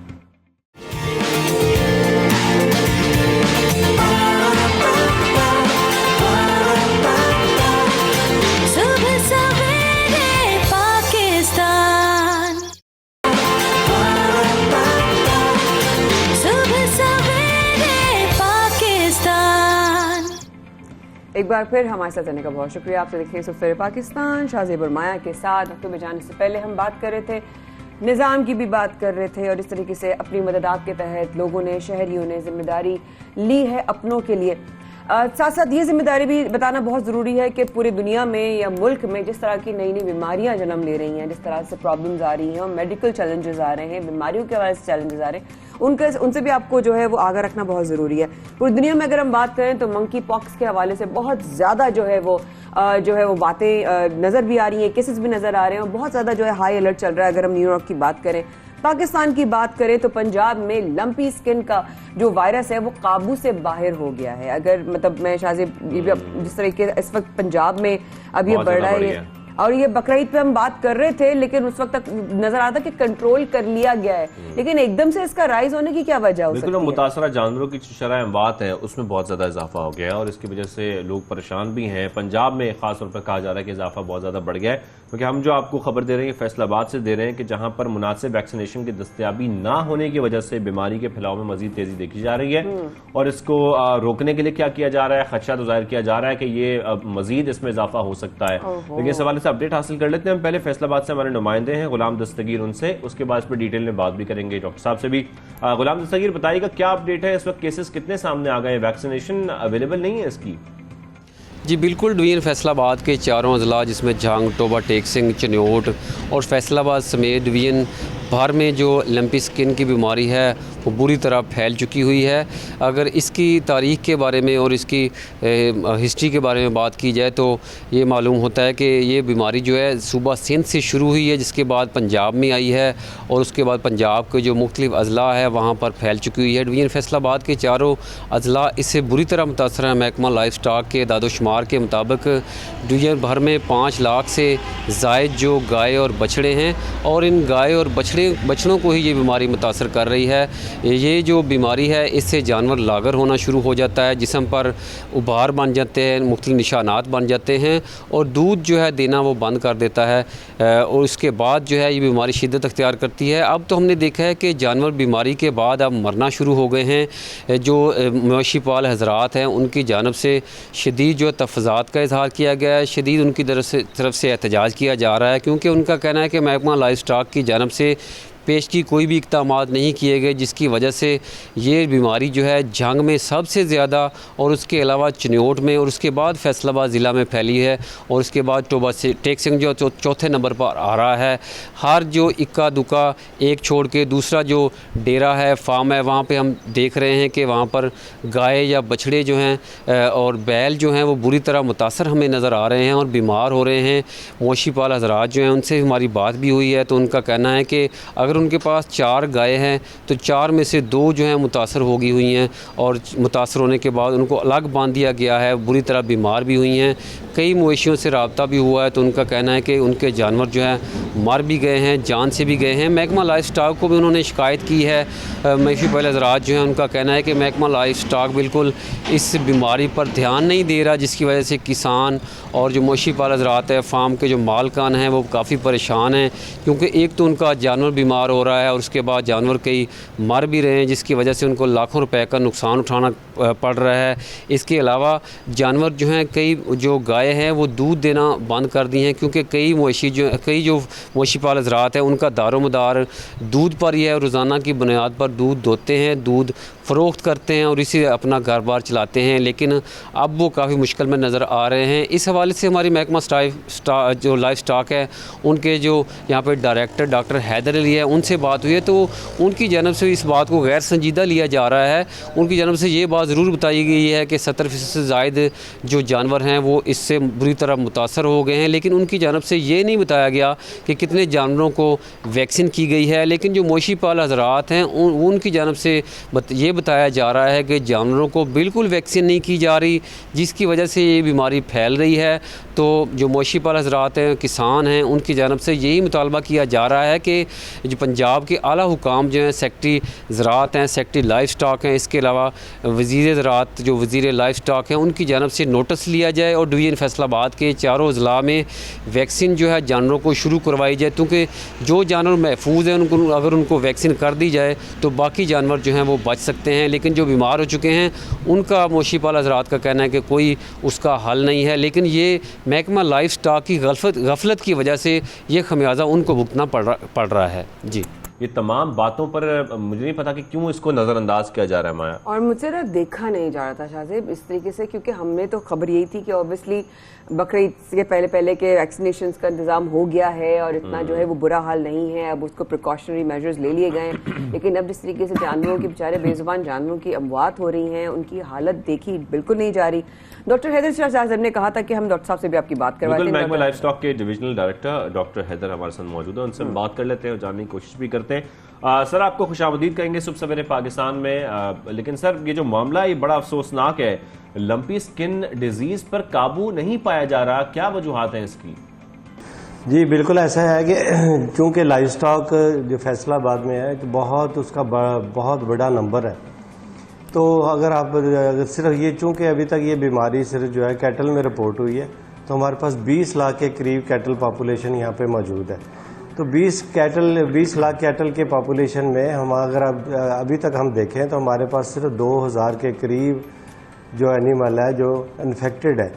बाकी जो 24 से 25-30 के करीब हमारे जो है जो मॉर्टेलिटी हो चुकी है।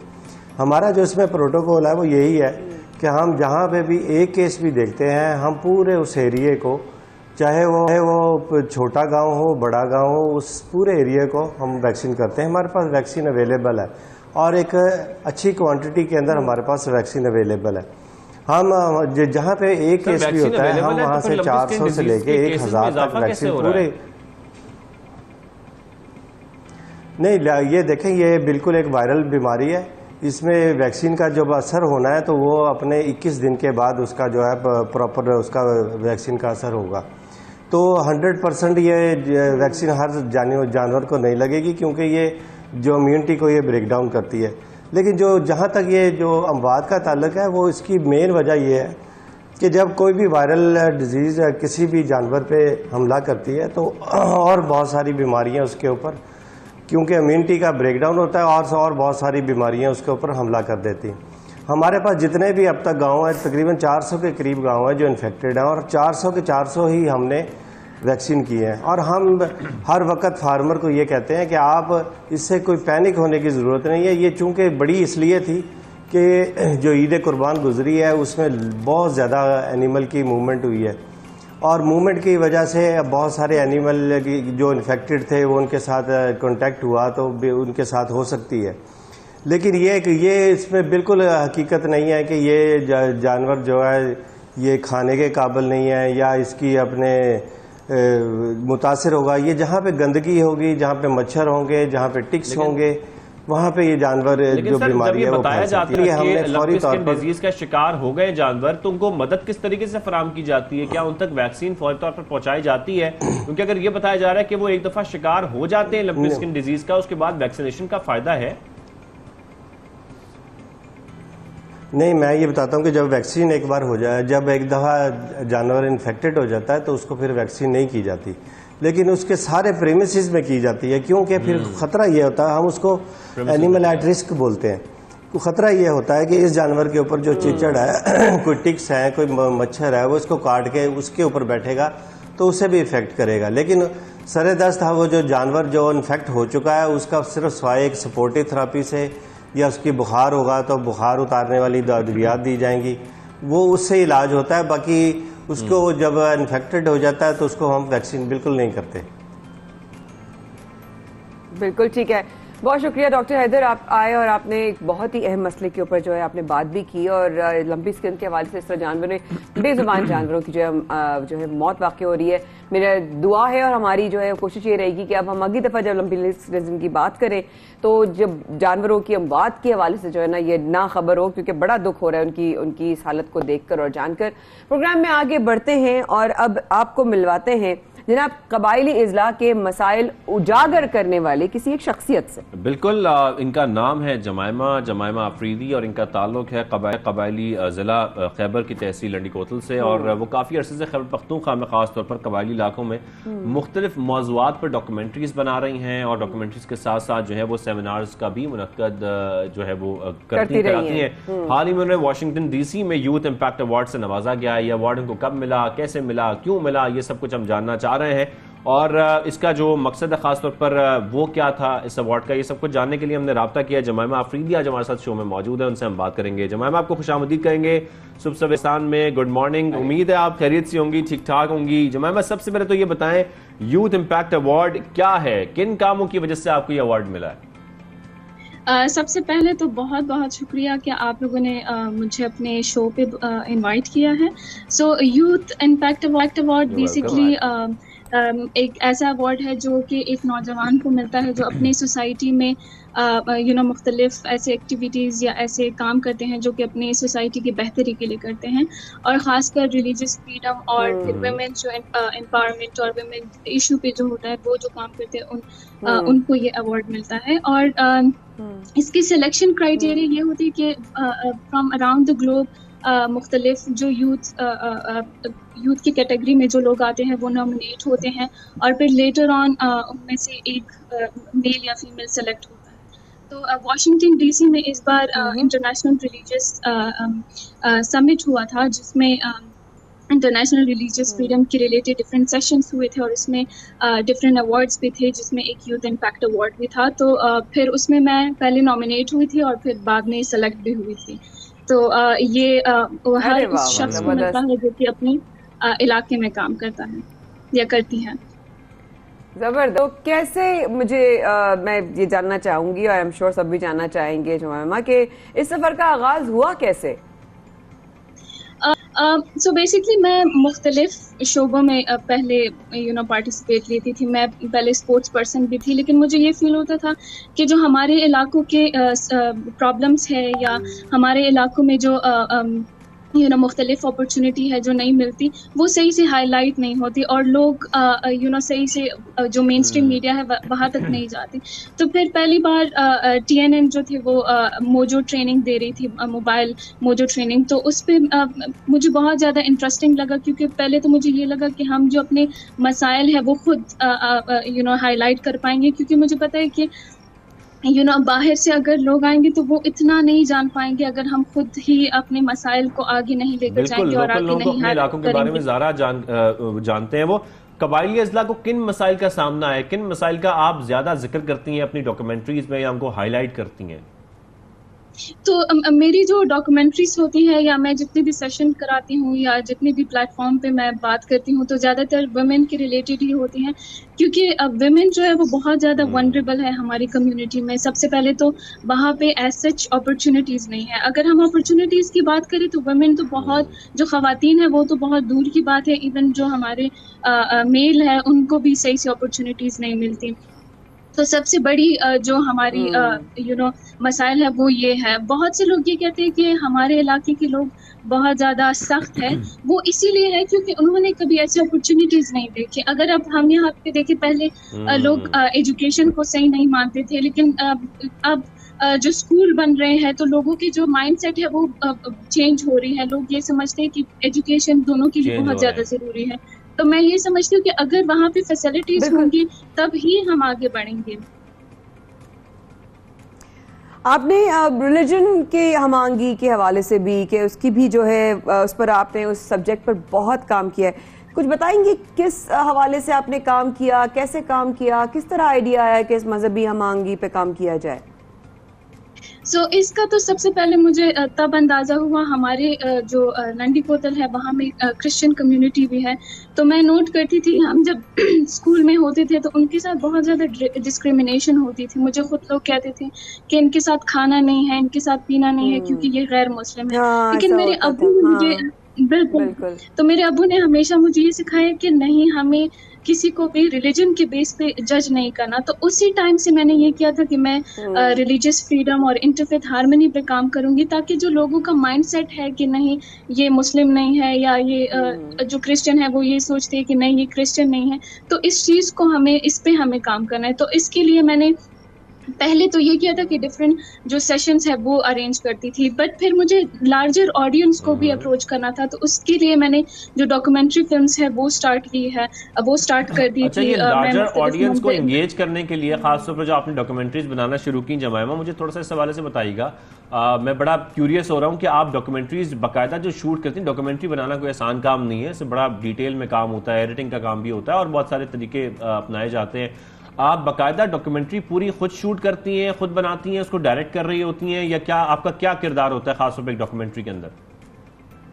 तो डॉक्यूमेंट्री फिल्म्स मैं सारी खुद ही बनाती हूँ। सबसे पहले मैं एज अ फ्रीलांसर काम करती हूँ, तो मैं जो मुख्तलिफ ऑर्गेनाइजेशन है उनको अप्रोच करती हूँ, उनको पहले स्क्रिप्ट लिखती हूँ कि मैं इस पे डॉक्यूमेंट्री फिल्म बनाना चाह रही हूँ। तो फिर जब वो अप्रूव होता है उसके बाद फिर मैं खुद उसे शूट करती हूँ मोबाइल के थ्रू पे। तो मेरा ये होता है कि फॉर एग्जांपल पहले जब मैं डॉक्यूमेंट्री फिल्म बनाती हूँ तो उनके जो मेरे साथ बहुत ज़्यादा अब नेटवर्किंग भी ज़्यादा हो गई है, जो हिंदू कम्युनिटी से है, क्रिश्चियन कम्युनिटी से है, सिख कम्युनिटीज़ है, तो उनके साथ मैं अभी बहुत ज़्यादा काम करती हूँ, तो नेटवर्किंग भी ज़्यादा हो गई है। तो मेरे लिए ईजी होता है मंदिर में जाना, गुरुद्वारे में जाना या ऐसे मुख्तलिफ इलाकों में जाना और फिर वहाँ की डॉक्यूमेंट्री फिल्म्स बनाना। तो डॉक्यूमेंट्री फिल्म्स मैं 2 किस्म की बनाती हूँ, एक तो इंस्पिरेशनल होती है और दूसरी उसमें कंस्ट्रक्टिव जर्नलिज्म भी होती है कि मैं ऐसी चीज़ को हाईलाइट करूँ जो इशू भी हो, लेकिन साथ में ऐसे लोगों को जो उस पर काम कर रहे हों वो भी साथ में हाईलाइट करूँ ताकि और इंस्पायर हो। तो सबसे ज्यादा जमाइमा चैलेंज क्या आया जमाइमा को अगर मैं पूछूं तो? इस सारे अब तक के ऑब्वियसली आप यूथ रिप्रेजेंटेटिव हैं और इस वक्त यूथ को जो है वो आपको देखेगी भी, आप सोशल मीडिया पे भी आपको फॉलो करती है, आप क्या समझते हैं सबसे बड़ा चैलेंज आपके इस सारे प्रोसेस में क्या आया आपको? चैलेंजेस तो बहुत ज़्यादा आए हैं। मतलब मैं दूसरों की क्या बात करूँगी, वो तो क्रिटिसाइज करेंगे क्योंकि वो मुझे नहीं जानते। मेरे जो अपने हैं, आई स्टिल रिमेंबर मेरी कज़न थी, वो उनकी शादी हो गई थी, तो वो कह रही थी कि मुझे जब कोई पूछता है कि आप जमाइमा को जानती हो तो मैं कहती हूँ कि नहीं, मैं जमाइमा को तो नहीं जानती। तो यू नो दैट और वो मुझे सामने ही कह रही थी कि मैं नहीं जानती। लेकिन फिर बट इसके साथ साथ मैं ये सोची कि स्लोली एंड ग्रेजुअली चीज़ें चेंज हो रही है। पहले वो मुझे जानती नहीं थी, अब एटलीस्ट वो लोगों को कहती कि हाँ मैं जमाइमा को जानती हूँ। और इसके अलावा अगर हम रिसोर्सेज की बात करेंगे तो फैमिली बड़ा की वक्त लग जाता है जमाइमा। जी बिल्कुल। तो यही मैं कह रही हूँ कि स्लोली एंड ग्रेजुअली ये चीज़ें आ रही है और चेंज होती जाएंगी। दैट्स व्हाई मैं ये समझती हूँ कि अगर वो क्रिटिसाइज करते भी हैं तो दैट्स परफेक्टली फाइन। टाइम के साथ मे बी जनरेशन के साथ वो चेंज हो जाए। और सेकेंडली ये तो फैमिली की तरफ से मतलब ये चीज़ें हो गई है। फिर अगर हम रिसोर्सेज की बात करें, हमारे अपने इलाकों में इतने रिसोर्सेज नहीं है, तो हमें अपने इलाकों से जाना होता है दूसरे इलाकों में ताकि हम वो रिसोर्सेज या वो जो चीज़ें वो करें। तो मुश्किलात तो दोनों तरफ और से इसके साथ है। साथ जमाइमा आपने मजहबी हमआहंगी पर भी बहुत काम किया है, जो कि काम करना बहुत जरूरी भी है इन तमाम अजला में, तो उसका तजर्बा आपका कैसा रहा? उसका तजुर्बा मेरा जो है वो बहुत ज़्यादा अच्छा रहा है, क्योंकि मेरा जो पर्सनल है, मेरे बहुत ज़्यादा पर्सपेक्टिव है वो चेंज हो गए हैं। और मैं ये समझती हूँ, मैंने ये सेशंस और ये डॉक्यूमेंट्री फिल्म इसलिए बनाए हैं क्योंकि हमारे बहुत ज़्यादा अजीब अजीब पर्सपेक्टिव होते हैं।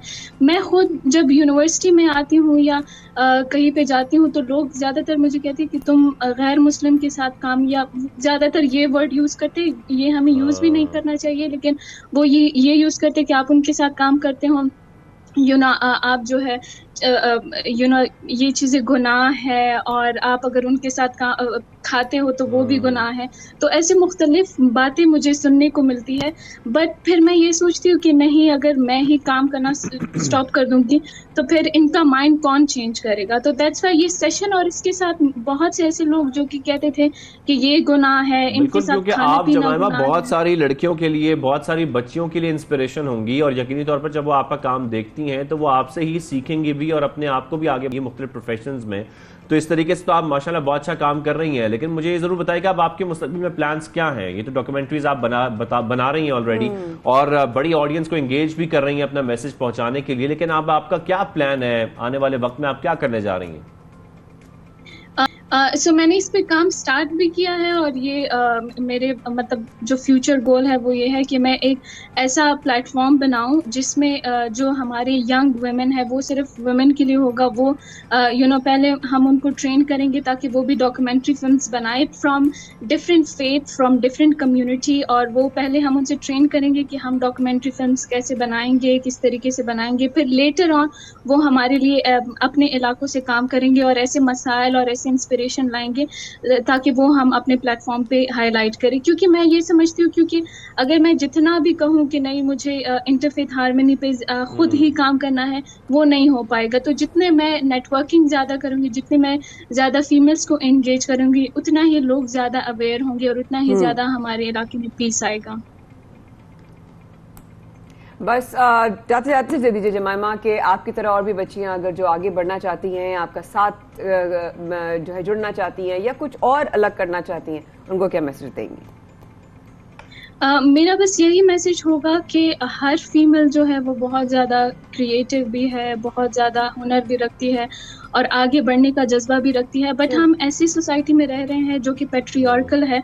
तो मेरा मैसेज तमाम जो बाई है, उनके वालिद हैं, उनके लिए होगा कि अपने जो फीमेल हैं उनको जो उनके विश है या जो वो बनना चाह रहे हैं उनको विश को ख़राब ना करें, उनको रिस्ट्रिक्ट ना करें, क्योंकि आप एक विश को मार रहे हैं। और वो फिर इंसान, क्योंकि हमारे इलाकों में वुमेन को एज अ ऑब्जेक्ट यूज़ किया जाता है, एज अ ऑब्जेक्ट ट्रीट किया जाता है।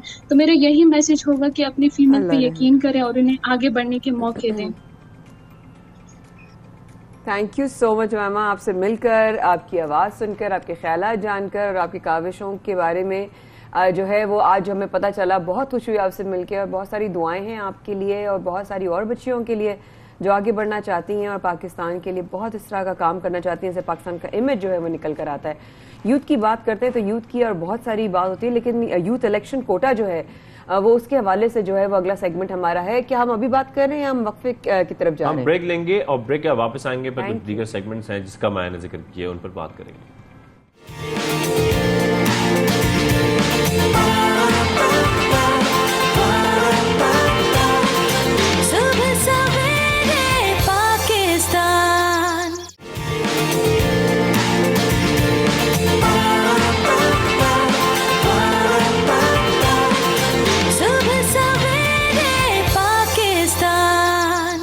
वेलकम बैक, आप देख रहे हैं सबसे पहले पाकिस्तान। माया खान और शाहजेब अहमद के साथ प्रोग्राम को आगे बढ़ाएंगे और कुछ जिक्र करेंगे कॉमनवेल्थ गेम्स का। और क्यों ना करें, क्योंकि इतने सारे मेडल्स पाकिस्तान में बात और उनका इस्तकबाल करना भी बनता है, उनको अप्रिशिएट करना भी बनता है। और इतने महदूद वसाइल में जब इतनी मेहनत करने के बाद हमारे एथलीट्स जाते हैं और वहां पर मुख्तलिफ गेम्स में हिस्सा लेते हैं और 2 गोल्ड मेडल समेत हम 8 मेडल्स पाकिस्तान लेकर आते हैं। ये 1970 के बाद कॉमनवेल्थ गेम्स में सबसे बेहतरीन परफॉर्मेंस है पाकिस्तान की। मैं मक्का शरीफ में थी और जब मैंने ये खबर सुनी तो मैं मतलब खुशी से उछल गई। और हमारा माशाल्लाह जो कमरा था ना वो बिल्कुल हरम शरीफ के सामने था, हरम फेसिंग था।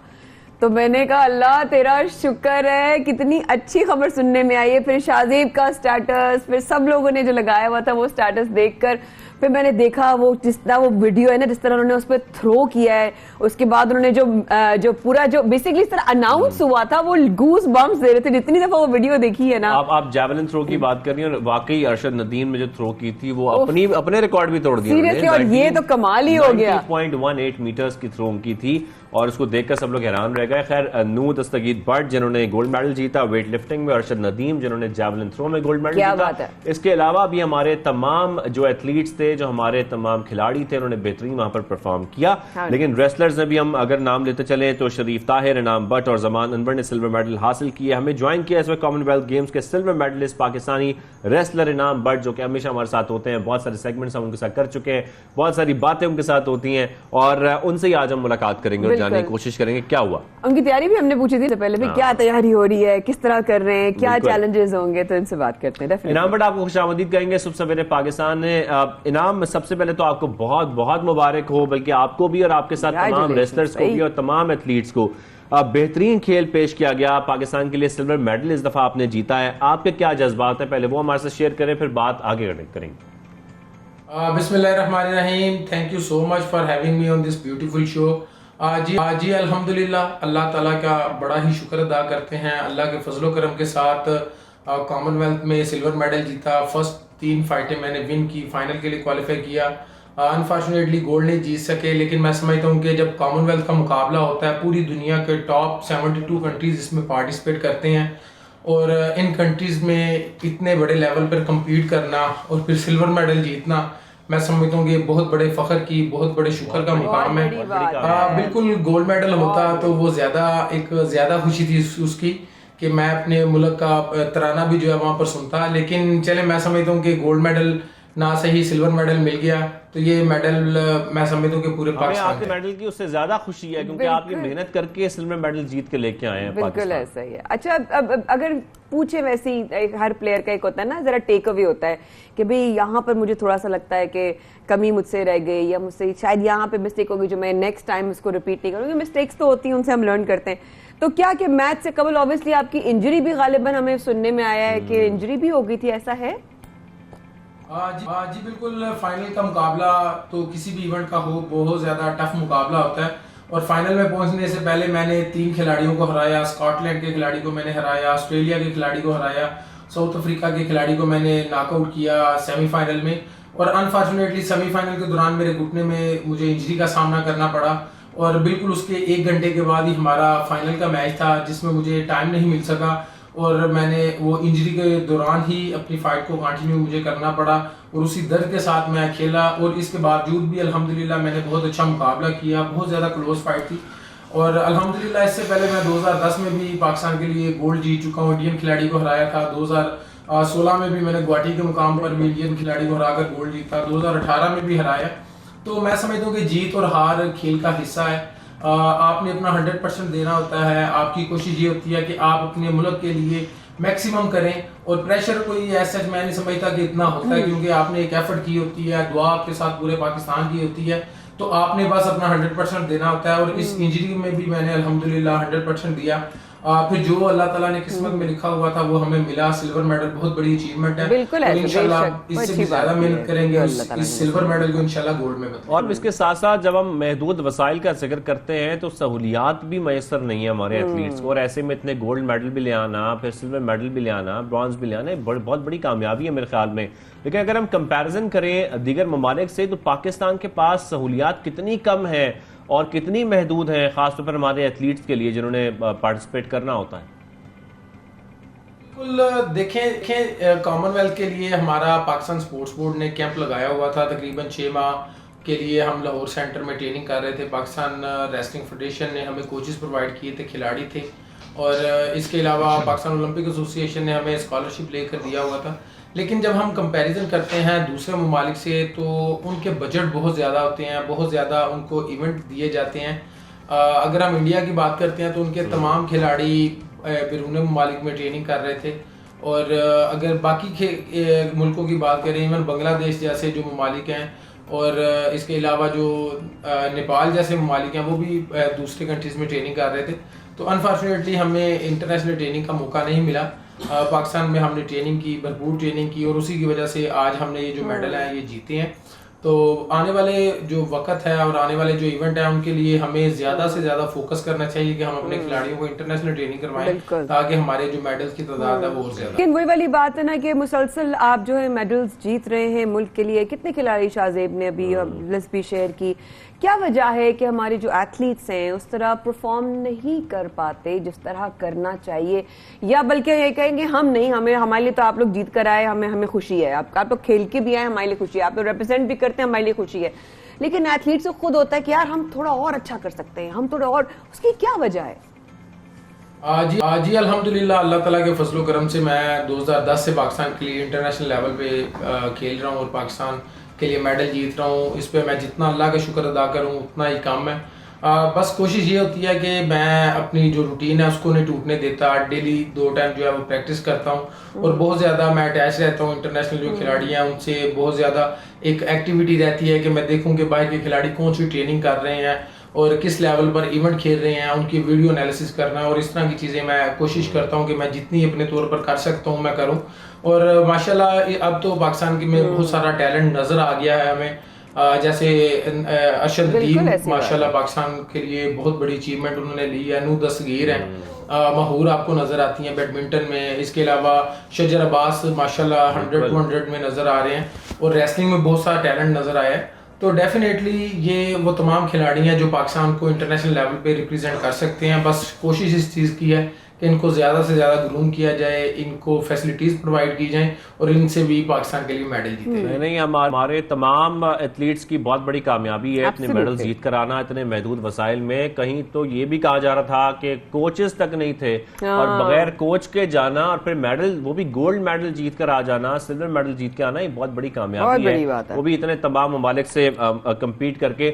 इनाम, आखिर में आप क्या पैगाम देना चाहते हैं, क्या कहना चाहते हैं? आज आपके फैंस आपको सुन रहे हैं, इंतजार कर रहे थे कि आप जाएं और मेडल जीत कर आए, अब आप मेडल जीत कर आ गए, तो मेडल जीत कर आने के बाद आपके क्या कहना चाहेंगे खासतौर पर अपने फैंस को, अपनी फैमिली को, अपने फ्रेंड्स को? अल्हम्दुलिल्लाह, अल्लाह ताला के फजलो करम से मैंने पाकिस्तान के लिए सिल्वर मेडल जीता है और बहुत बड़ी अचीवमेंट है। और ये मेडल मैं अपने पाक फौज के उन ऑफिसर्स को, उन जवानों को डेडिकेट करना चाहता हूँ जो फ्लड रिलीफ में हमारे बलूचिस्तान में थे और हमारी आवाम के लिए अपनी जानों पर खेला और उन्होंने शहादत का दर्जे पर वो पहुँचे। तो ये मेडल बिल्कुल पाक फौज के जवानों के नाम है, ऑफिसर्स के नाम है, जिनकी वजह से हम यहाँ पर अपने सीने पे पाकिस्तान का परचम लहराते हैं और जिनकी वजह से हम इतनी आज़ाद तरीके से रहते हैं और पाकिस्तान का नाम रोशन करते हैं। ये मेडल डेफिनेटली इनके नाम है और दुआ मैं अपील करूँगा जितने भी पाकिस्तानी हैं मेरी फैमिली से और मेरे जो बाकी पाकिस्तान के लोग हैं, मेरे फैंस हैं, मैं उनसे यही रिक्वेस्ट करना चाहता हूँ कि मुझे अपनी भरपूर दुआओं में याद रखें। इस्लामिक गेम्स भी हैं, इसके लिए भी एफर्ट कर रहा हूँ और इंशाल्लाह जो आने वाले इवेंट हैं उसके लिए भी पूरी कोशिश है कि मैं पाकिस्तान का नाम रोशन करूँ। मुझे अपनी दुआओं में याद रखें। थैंक यू सो मच, बहुत ही ज़बरदस्त आपसे बात करके नाम, बट अच्छा लगा और हमारी दुआ ये है कि आप लोग ऐसे ही मेहनत करते रहें। देखिए सपोर्ट ठीक है, एक ना एक दिन आ जाएगी। आप लोग ने जो करके दिखाया ना, मेरे उस्तादों में से एक किसी ने कहा था कि फर्स्ट डिजर्व देन डिमांड, तो मेरा ख्याल है अब आप लोग डिजर्विंग है। अगर आप लोग बोलेंगे भी ना अब तो आपके लिए गैब से मदद आएगी। So wishing you all the best और ऐसे ही जीतते रहिए और आगे बढ़ते रहिए और हमसे बातें भी करते रहिए। अब हम लोग और कहाँ खबर हमारी नेक्स्ट? आज बहुत सारे नौजवान हमारे साथ मौजूद है ना, नौजवान जब मतलब हमारे हम उम्र मतलब लोग बिल्कुल बासलाहियत नौजवान, और जब वो माशाल्लाह इतने अच्छे काम कर रहे हैं तो फिर हम चाहते भी हैं कि आपसे उनकी मुलाकात करवाएं। खासतौर पर नौजवानों को एम्पावर करने के लिए कई प्रोग्राम शुरू किए जाते हैं, लेकिन मुल्क की सियासत में उनकी जो नुमाइंदगी है उस पर ध्यान नहीं दिया जाता। ये हम इसलिए कह रहे हैं कि पाकिस्तान में नौजवानों की तादाद 64% है, लेकिन सियासत में उनकी नुमाइंदगी सिर्फ और सिर्फ 3% है। माया, which is actually not justified, क्योंकि इसी मसले को जो है अगर हम बात करने की कोशिश करते हैं तो हमारे पास जो है वो ये जब फैक्ट्स एंड फिगर्स आते हैं तो ये हैरान कुन फैक्ट्स हैं कि जब उनकी बात इतनी ज्यादा है, उनको कहते हैं आप पाकिस्तान का फ्यूचर है, आप आने वाला है, उनकी तादाद भी ज्यादा है, उनकी आवाज होनी चाहिए, उनकी तादाद होनी चाहिए, उनकी सुनवाई होनी चाहिए, उनको हक मिलना चाहिए, लेकिन फिर क्यों नहीं मिलता? एक बहुत बड़ी सवाल है। लेकिन अब एक नौजवान ने तब्दीली लाने का फैसला किया है इस तरीके से कि यूथ इलेक्शन कोटा के लिए वो कोशिशें कर रही हैं हैं। इस्लामाबाद की रिहायशी हैं, रिसर्चर हैं, समाजी कारकुन हैं शहीरा जलील बासित। उन्होंने एक इनिशिएटिव का आगाज किया है जिसका नाम है यूथ इलेक्शन कोटा कैंपेन। ये बुनियादी तौर पर क्या है, इसका मकसद क्या है, इसका नतीजा क्या निकल सकता है, इसी पर बात करने के लिए हमने दावत दी है। शहीरा जलील बासित मौजूद है प्रोग्राम में। शहीरा, आपको खुशामदीद कहेंगे सुबह सवेरे पाकिस्तान में। गुड मॉर्निंग, बहुत शुक्रिया, आपने वक्त भी दिया हमें। शहीरा, सबसे पहले तो बताइएगा youth election quota campaign initiative basically है क्या, इसका मकसद क्या है, इसकी जरूरत क्यों पड़ी है इस वक्त हमें? जी अस्सलाम वालेकुम and thank you so much for having me. Thank you to you, to your team.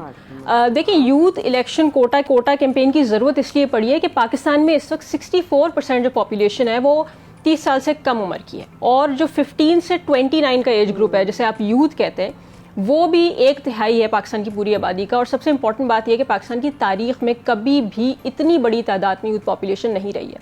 ये पॉपुलेशन बढ़ के तकरीबन 2040 में जो है ना 150 मिलियन हो जाएगी। अब इसके जो कंपैरिजन में आप देखेंगे जो हमारी जो पॉलिटिकल इलेक्टोरल रिप्रेजेंटेशन वो कितनी है, 3% भी नहीं। अगर मैं आपको कुछ फिगर्स दूं तो इस वक्त की जो कैबिनेट है 33 में से सिर्फ एक बंदा यंग है, पिछली वाली में से 26 में से सिर्फ 2 यंग थे। आप सिंध की बात कर लें, सिर्फ एक बंदा यंग है। KPK में सिर्फ एक बंदा यंग है। पंजाब की जो पिछली काबीना गुजरी है 36 में से सिर्फ 2 अरकान यंग थे, और बलोचिस्तान में कोई यंग ही नहीं है। इस वक्त कोई भी special assistant to the prime minister या कोई भी मिनिस्टर ऑफ स्टेट यूथ नहीं है। इस चीज को ही तब्दील करने के लिए ये कैंपेन स्टार्ट की गई है। लेकिन ये अगर मैं साथ साथ ये भी जानना चाहूंगी, शहीरा आपसे बात करके बहुत अच्छा लग रहा है, तो कुछ और बातें भी हो जाएं। इसका आगाज कब हुआ, आपने इसको क्यों समझा, और क्या आप कामयाबी का जो वक्त है वो करीब है या अभी भी और challenges and struggles are coming ahead? देखिए, मैंने इसका आगाज़ किया था 2019 में, जब मैं बतौर एक फुल ब्राइट स्कॉलर के अमेरिका में अपनी तालीम हासिल कर रही थी।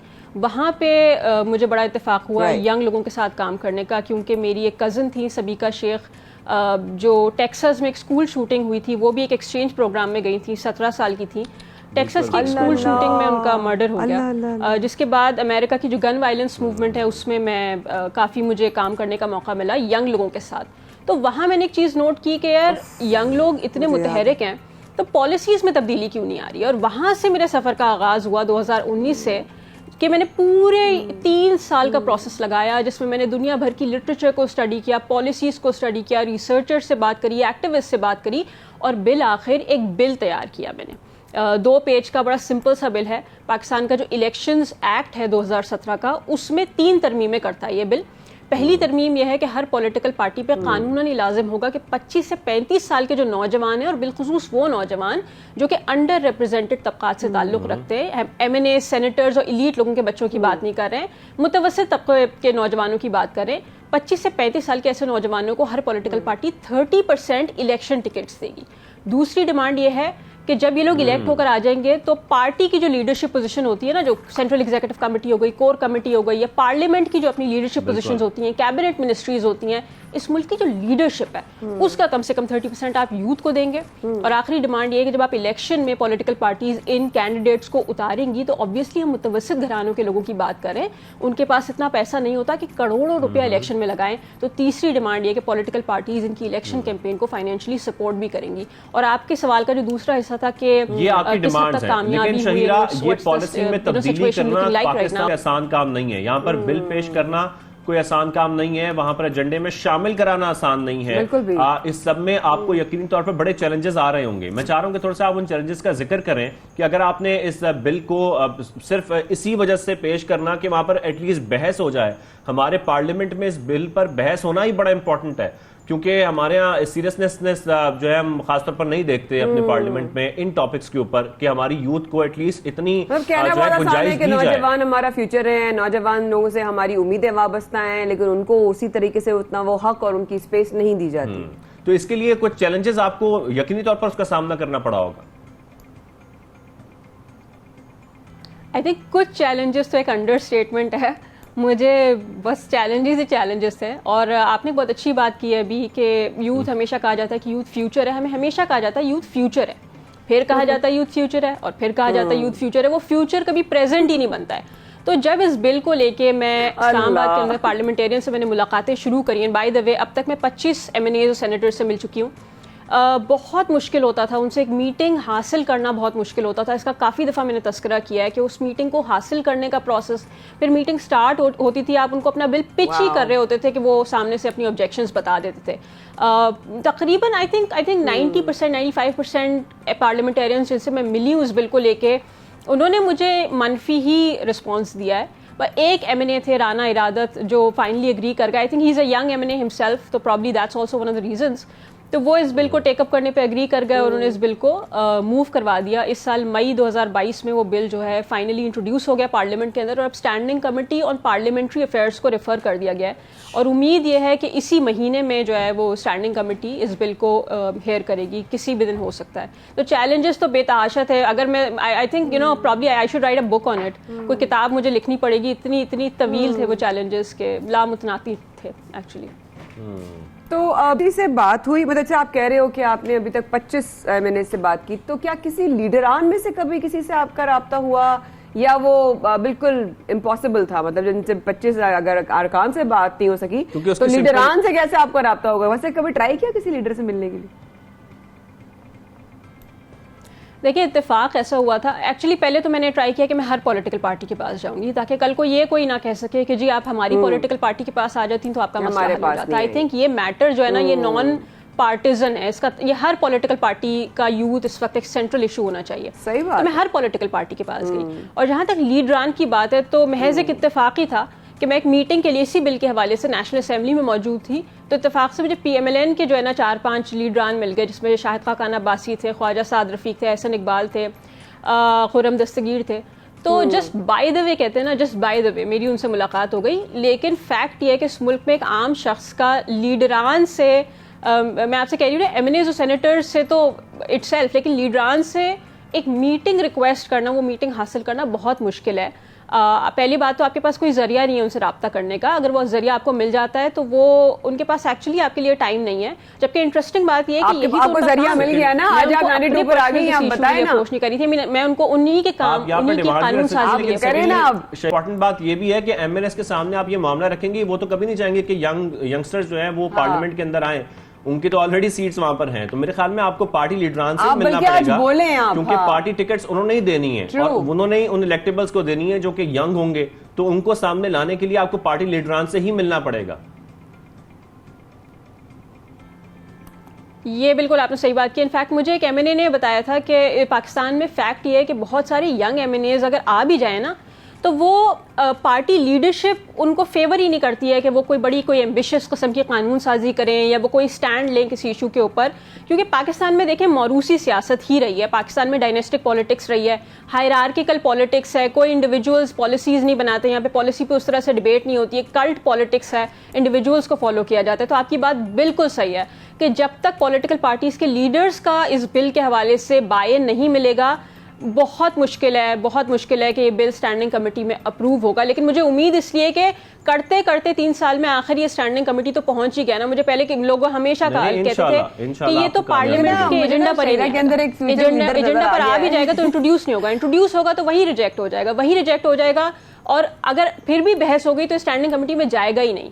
लेकिन 3 साल के बाद ये फाइनली स्टैंडिंग कमेटी में चला गया, तो I am a bit positive about it. एक छोटा सवाल मैं आपसे सवाल करना चाह रहा हूँ, खासतौर पर आजकल की अगर हम बात करें तो PTI ये दावा भी करती है कि वो यूथ को रिप्रेजेंट करती है और उनकी बहुत बड़ी जमात है और खासतौर पर यूथ को मोबिलाइज करने की भी कोशिश करती है। तो आप समझती हैं कि आपको इमरान खान साहब से आपने कोई रब्ता करने की कोशिश की हो, या आप समझती हैं कि अब यूथ को ही चाहिए कि वो खड़े हों और अपनी ही जमात बना लें कि कोई और पार्टी लीडर उनको आपका साथ नहीं? बिलावल भुट्टो ज़रदारी साहब भी अब ऑब्वियसली यूथ को ही रिप्रेजेंट कर रहे हैं, तो आई थिंक आज बोल दे जो बोलना है आपने। आई थिंक एक देखिए इंटरेस्टिंग बात यह आपने कहा कि नौजवान ही खड़े होकर अपनी पॉलिटिकल पार्टी बना लें। एक बड़ी इंपॉर्टेंट बात यह है कि as of today election commission of Pakistan की अगर आप वेबसाइट पे चले जाएं तो 150 पॉलिटिकल पार्टीज ऑलरेडी रजिस्टर्ड हैं पाकिस्तान में।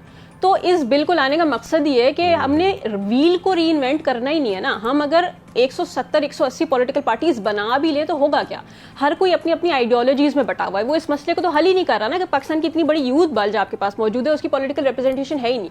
मैं ये कह रही हूँ कि आपका ताल्लुक ख्वाह किसी भी जमात से हो, ख्वाह किसी भी नजरिए से हो, किसी भी आइडियोलॉजी से हो, किसी भी पॉलिटिकल पार्टी से हो, यूथ की रिप्रेजेंटेशन बहुत इंपॉर्टेंट है, बिकॉज आज की यूथ डिफरेंटली सोचती है, आज की यूथ ग्लोबली कनेक्टेड है, जो कि पिछली जनरेशंस नहीं थी। तो उस इनोवेशन को पाकिस्तान की पॉलिटिक्स में, पॉलिसी के अंदर लाने के लिए मुझे ना नजर आ रहा है आगे मेरा कोई मसला होगा ना, मैंने शहीरा के पास लेके जाना है। शहीरा, ये टेंशन आ गया, मुल्क में जरूरत है एक आपकी आवाज की। बड़ी अच्छी बात है, ऐसे लीडर सामने आने चाहिए और यंग लीडर सामने आएंगे तो मेरे ख्याल में, इसीलिए हम जो यूनियंस हैं उनकी भी बात करते हैं। लेकिन खैर ये बहुत लंबा एक टॉपिक है, बड़ा तवील ये मामला है जिस पर डिस्कशन होनी चाहिए, डिटेल में होनी चाहिए हमारे, किस तरीके से यंग लीडर सामने आ सकते हैं। बिल्कुल ऐसा ही है। शहीरा जलील बासित हमारे साथ मौजूद थी। Thank you so much Shaheera. हो सकता है कि आज के शो के तवस्सुत से ये वसीला बन जाए कि आपसे कोई लीडरान में से कोई राब्ता करे और शायद उनके दिल पर जाके आपकी आवाज़ लगे और हो सकता है वो असर करके वो मुलाकात का जरिया बन जाए। हमारी दुआ है कि आप और आपके जैसे सोच रखने वाले नौजवान आगे बढ़े ताकि पाकिस्तान का फ्यूचर वाकई में प्रेजेंट की शक्ल इख्तियार करे। बहुत शुक्रिया आपने प्रोग्राम में वक्त निकाला और तमाम वो लोग जो सब सवेरे पाकिस्तान में अपना साथ बनाए रखे। आप हमारे साथ रहिएगा, कल भी इंशाल्लाह शाज़ेब और माया करेंगे, आपका इंतजार। बहुत दिनों बाद वापस आई हूँ, सबसे बहुत सारी बातें करनी है, लेकिन कल होगी मुलाकात। अल्लाह हाफ़िज़।